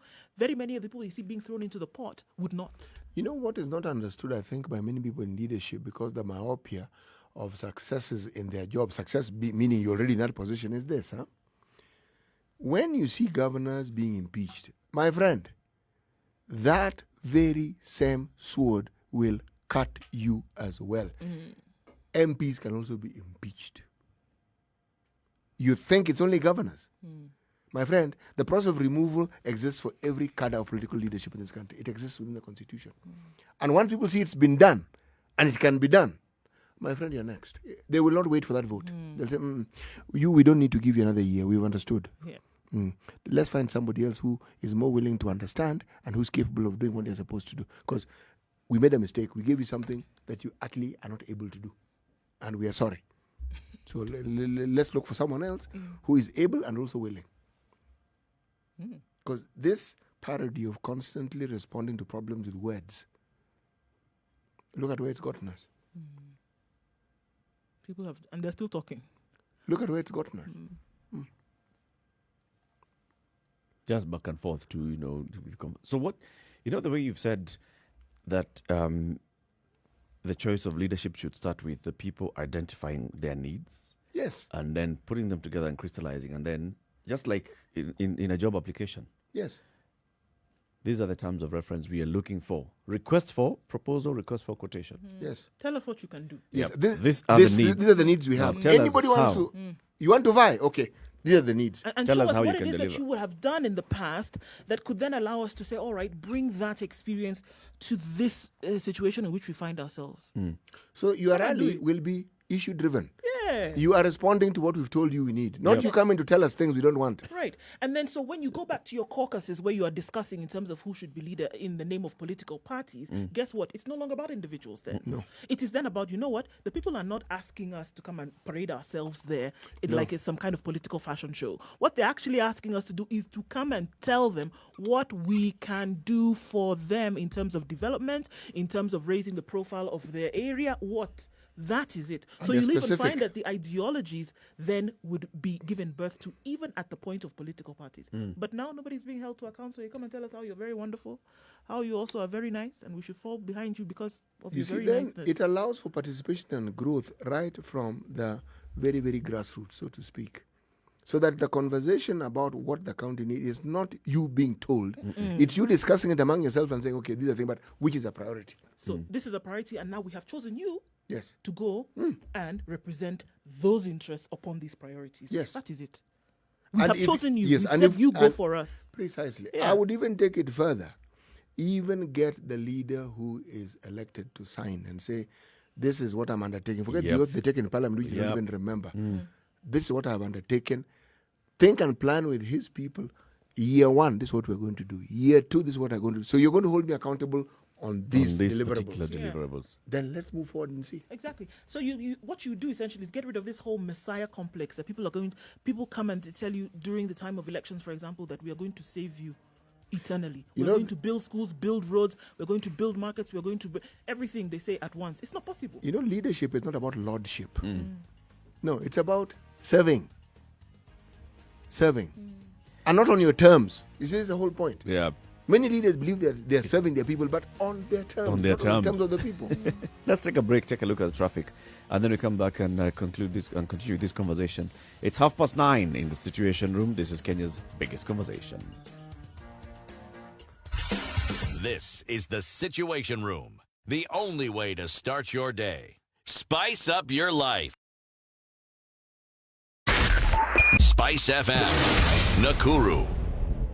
The traffic on Thika Road today, I think we should even clap for it. My goodness. All the way from Roysambo today, unfortunately, that is still going on. Trying to get into the CBD. So there have been 3 accidents on Thika Road today, and this is affecting traffic in a way that we did not expect. But yes, that tends to happen every now and then. So if you're planning on using Thika Road today, maybe you want to change your plans, or at least you want to wait for it to dissipate at some point, guys, because today, no go. Not happening, guys. Sorry. Moving very, very slowly at best. So that's what to watch out for. Also, on moving out of the city, Naivasha Way, there was an accident that took place today, and we're still looking at the dregs of traffic from there. So if you're outbound, that's what's ahead of you. Mombasa Road coming off, looking much better now as you get to the Nyayo Stadium roundabout, coming off Langata Road. So we're giving it the okay. You should be fine from now, unless, of course, you're on Thika Road. But we'll look at that later and see how that evolves through the day.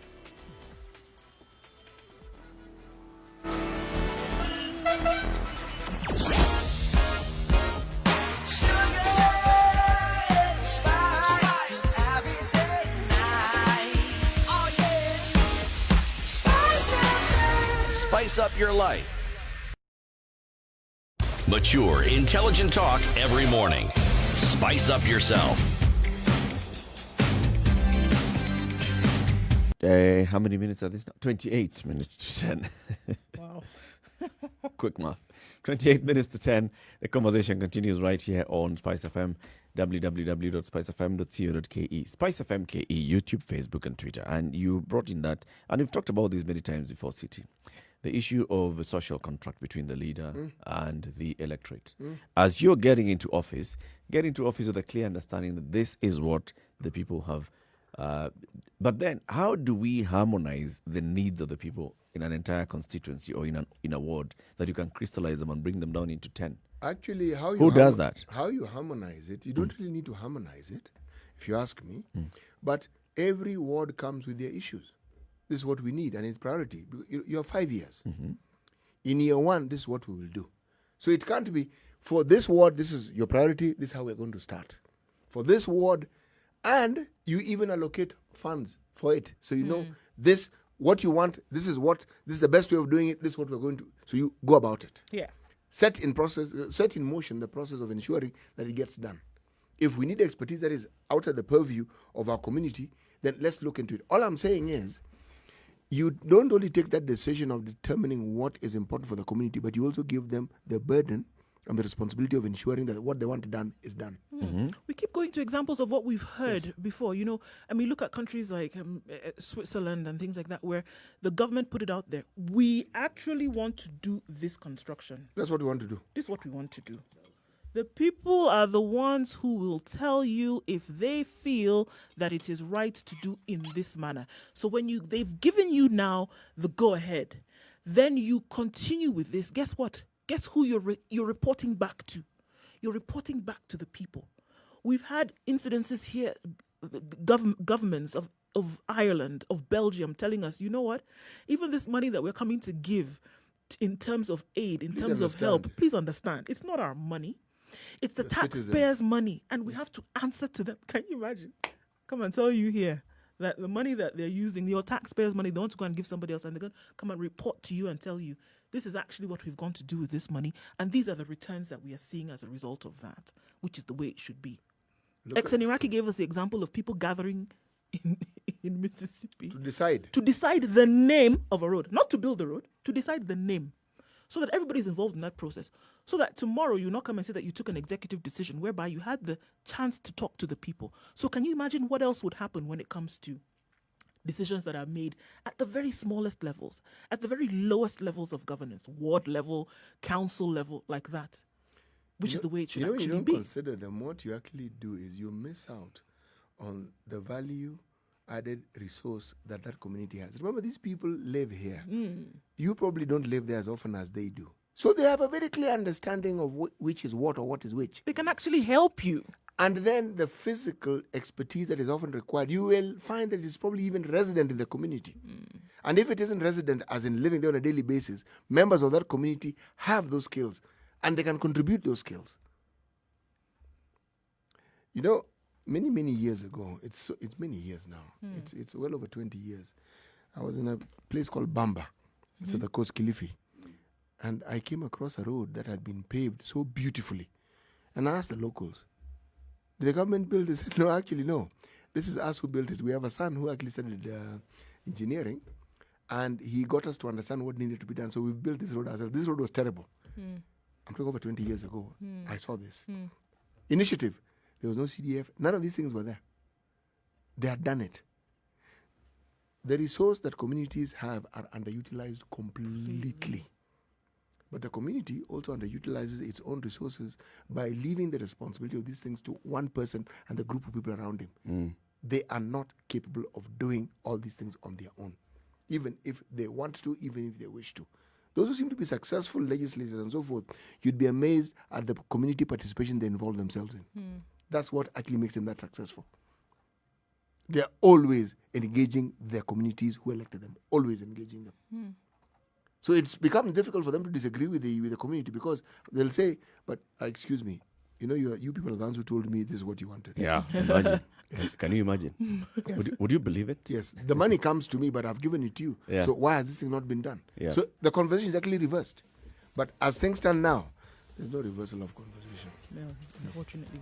Let's take another break now at 24 minutes to 10 o'clock. Time for a break. This is a situation room. It's Kenya's biggest conversation. Remember, we've been telling you about Captain Cargo, www.kpa.co.ke/Captain Cargo, the information portal by the Kenya Ports Authority. We want to have a conversation now with Charles Kisewa and Benjamin Mwandawiro. These are officers from the Kenya Ports Authority, to understand Captain Cargo, to understand the thinking behind Captain Cargo, to also understand, how do I get to access this portal, and what kind of information would I be getting on Captain Cargo? So this is a conversation that we want to have now. Our guest standing by to speak to us. This is Kenya's biggest conversation, the Situation Room.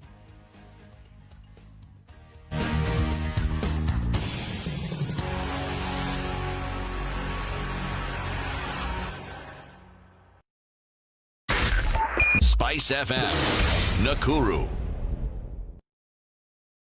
The Situation Room, Kenya's biggest conversation in the room, of course. This and every morning is Eric Latiff, Nduh Okoh, and CT Muga. We want to have a conversation around the Kenya Ports Authority's information portal, www.kpa.co.ke/Captain Cargo. We've been talking about this, and now today we are joined by two officers from the Kenya Ports Authority, and this is Charles Kisewa. Charles is the Principal Marketing Executive at the KPA, and Benjamin Mwandawiro, the Senior Operations Officer in charge of documentation at the Kenya Ports Authority. Good morning, gentlemen. Good morning. Good morning. So getting straight into it, this is a very informative portal that you came up with. Charles, just take us through the thinking behind why did you see it important to create this portal? We realized over time that our customers, our primary customers, that is importers and exporters, were lacking in information regarding port processes, the standards of providing services at the port, and also tariff matters, in addition to documentation. Main reason being the industry is a little bit specialized, so they happen to use agents. So they will always be talking to clearing and forwarding agents, whom they literally hand over all activities to do with importation and documentation, and also shipping agents. So they are more or less oblivious of what happens at the port, what we refer to in this campaign as the ways of the port. So beginning last year, we decided to have a program of sensitization of these shippers, in addition to other stakeholders, on what happens at the port as far as basic services are concerned, standards that we have at the port, the steps that importers through their agents go through via import cargo, and also significantly the processes for export of cargo, as we realize that we are majorly an import nation.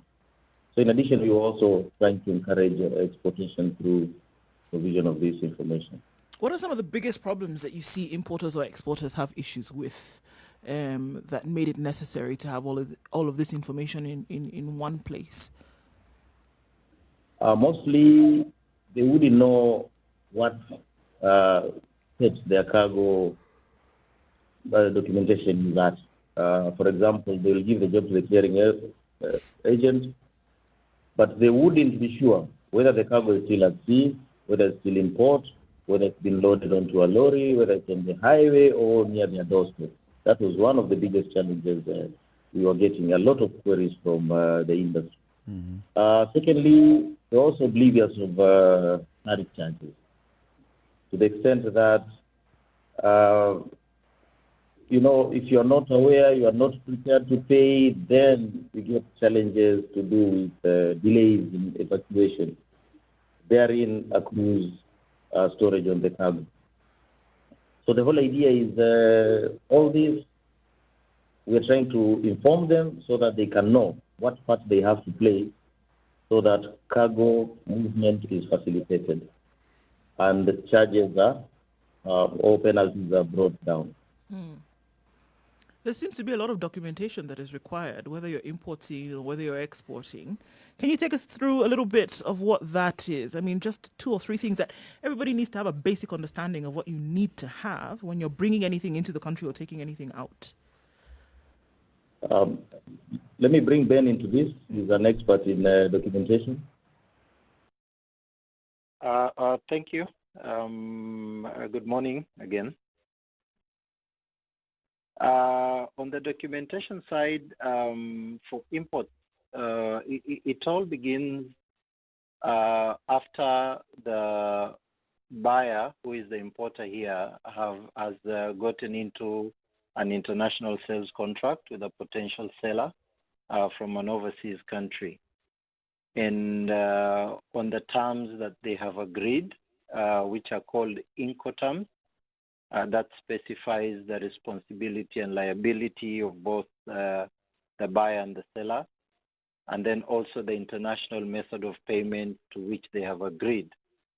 There are those who will prefer to use what is called a letter of credit, where they have a safeguard of the bank in a situation where you have a seller whom you don't know, and you don't know the credit worthiness, such that you're able to send the money first for them to send you the goods.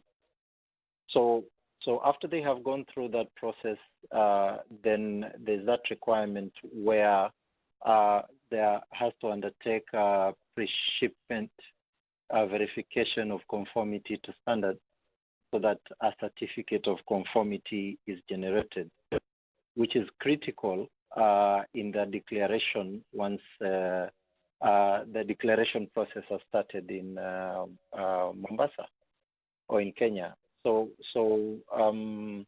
that is a critical document. And then once cargo has been loaded on the vessel or ship, then the provision of bill of lading by the carrier or the shipping line is also critical, because the bill of lading plays three fundamental functions. One, it is a document of title. So to speak, you can say it's a title deed to the goods.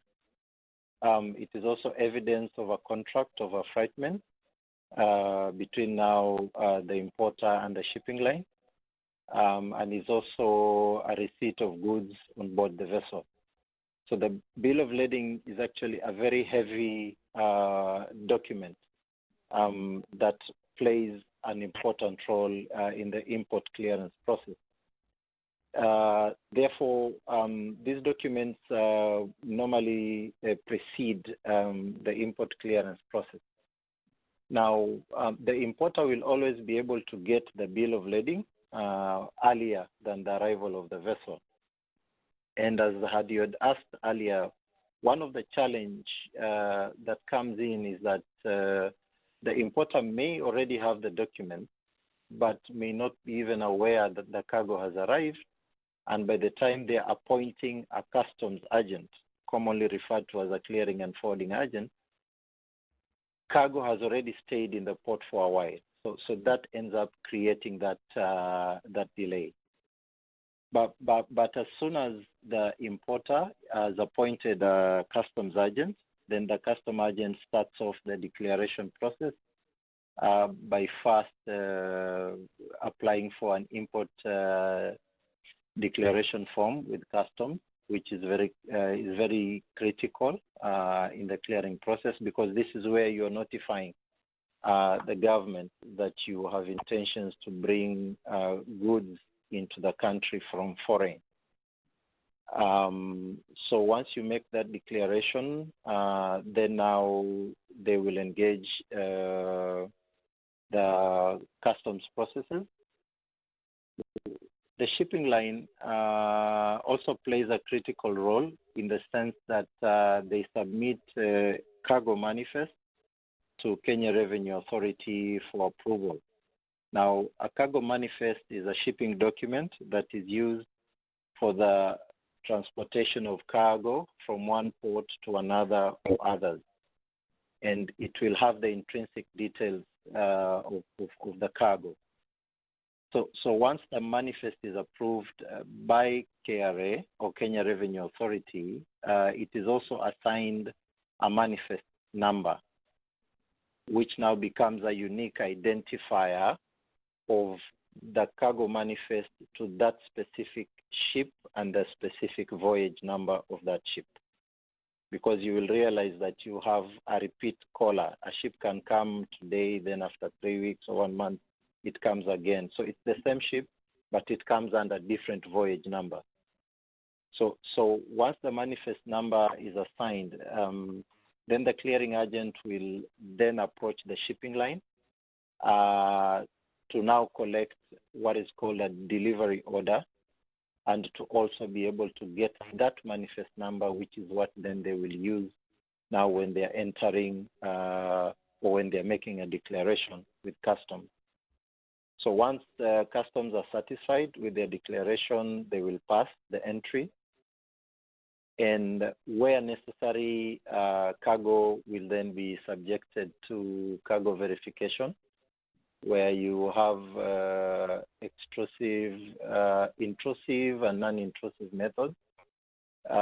Intrusive method will include 100% verification, where if it is a container, then the doors must be opened, cargo must be brought out of the container, so that they are verified to confirm that what you declared on the customs entry is actually what is there, to avoid situations where maybe you may have declared one thing and what is on the container is another. So for non-intrusive, it includes the use of an X-ray scanner to scan the container and be able then to profile the images. But that's more carried out by Kenya Revenue Authority.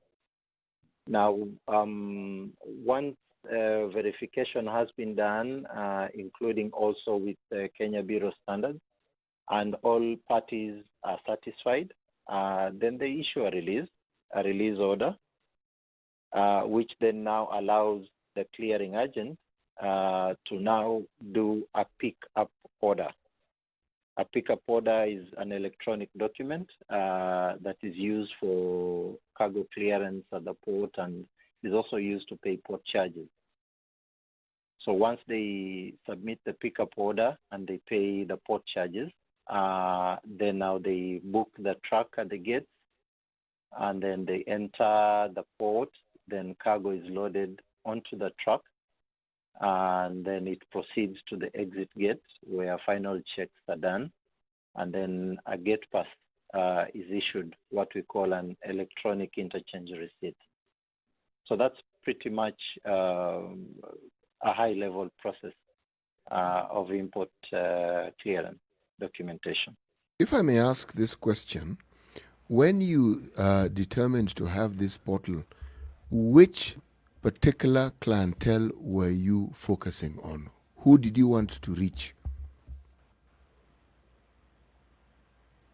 Mainly, we were targeting shippers, importers, and exporters, primarily.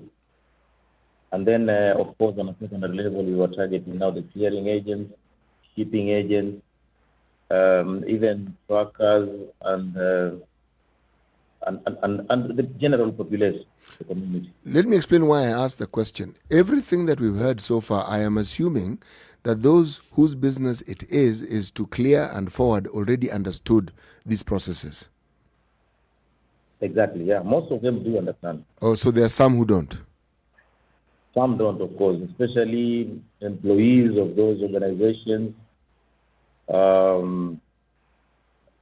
Mostly their customers also don't.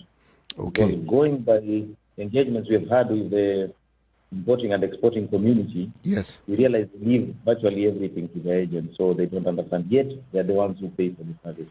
Okay. So am I then to assume that as a layman, if I were to follow these procedures, I do not need an agent?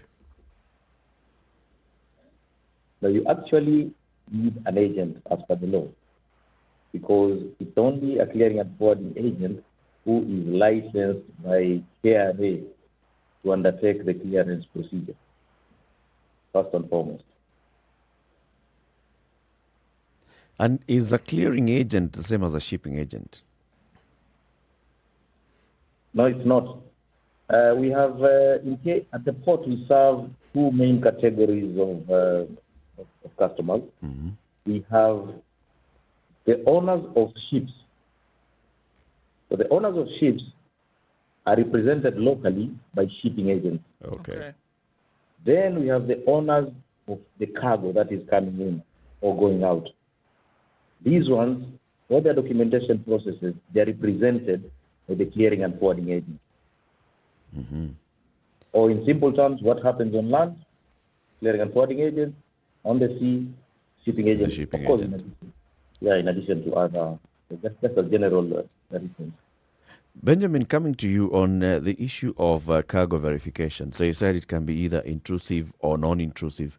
Who determines this, or what determines what method of verification is going to be undertaken?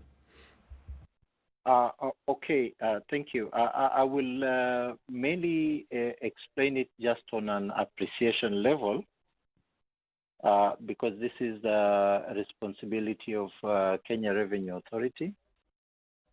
However, they have a risk profiling mechanism where after you have done the initial declaration, then through the risk profiling methods, they are able to then determine what to target for verification. Probably, maybe even out of practice, maybe over a number of years, for example, maybe goods declared as X, for example, maybe has been found to have either under declaration or misdeclaration. And therefore, whenever you declare good X, then that raises the flag and interest, and therefore the determination to say, look, let's verify this specific cargo and confirm whether what is declared is what is physically there. Okay, I understood. Coming back to the issue of the clearing agent, does KPA play any arbitration role in case an importer has an issue with their clearing agent that they have chosen to use?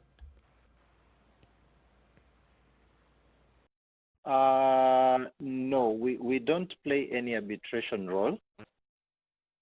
In case there is any disagreement, for example, between the importer and the clearing agent that they have appointed,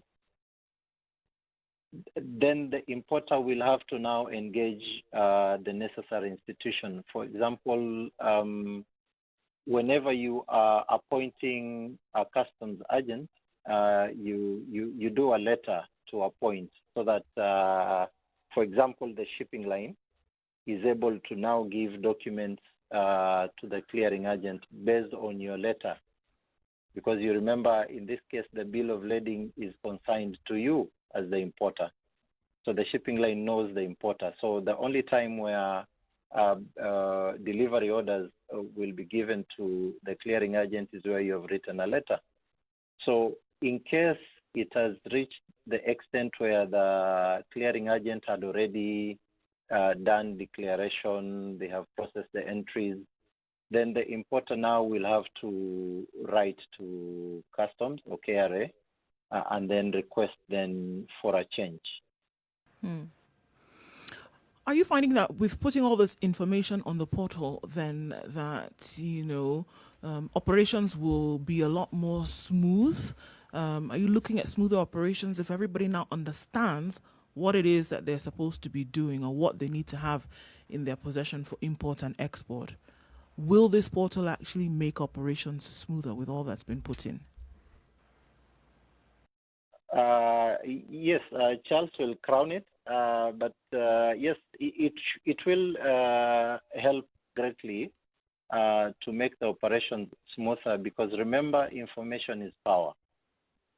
And in this case, since now the primary customer, who is the importer, is now progressively becoming aware of the processes and what they need to do. For example, then you will find that we are strongly expecting that those who didn't know, now they know, then they would start off or they will trigger the clearing process as early as possible. Now, when it is done as early as possible, then it means that process takes effect in good time, and then cargo is able to be delivered also in the shortest time possible, giving us a shorter dwell time of cargo. Even as we end this conversation, there's something I'd like to ask. Do you foresee business increasing as a result of this, and if so, by what percentage? Yeah, we hope that this education campaign will more or less ignite business, especially on our side, import and export, because customer engagement is a key pillar, in our marketing plan. And we are doing this so that post-COVID, definitely with this capacity that customers have gained, then others, the new ones, the ones who have not traded, will be able, to take a plunge in this business. That is our hope. Percentage, it's hard to tell in the short term, but a good average, 5-6%, thereabout, we should be able to get an increase. Although on the import side, in growing an average of around 10% every year. But the next few months, it's a bit difficult to categorize because of the situation we're in. Well, thank you so much for talking to us this morning, Benjamin and Charles. Interesting to know what's happening at the port, and of course making it more and smoother and much more interesting for those who have to deal with imports and exports at the port. Thank you very much for sharing with us this morning. Thank you. Have a good day. Thank you. Thank you, and you too. Na nyote muwe na siku njema yenye fanaka na baraka. Asante sana. Asante sana. Wakati mwema, asanteni. Sante. Well, coming to the top of the hour, CT Muga, you can remember today's proverb. Yes, it's about food that has been cooked. That is prepared has no master. Food that is prepared has no master. Once it's prepared, That's it. that's it. It's done. Done. We are gone. Gone. Make una come chop. That's it. All right. Thank you very much for tuning into the Situation Room today. Join us again tomorrow morning, 6 a.m. to 10 a.m. CT Muga. Well, let the conversation continue. And Nduh? I agree. Right. Monica will be here from 3 to 7, and then the adults in the room will be here until 10 o'clock. Until then, you'll have uninterrupted music, sugar and spice, and everything lies. The likes of Evelyn Champagne King is actually coming up next. Love Come Down. Hey, just wait for that one. And Pink Cadillac by Natalie Cole. Yep. Good morning. It's 10 o'clock.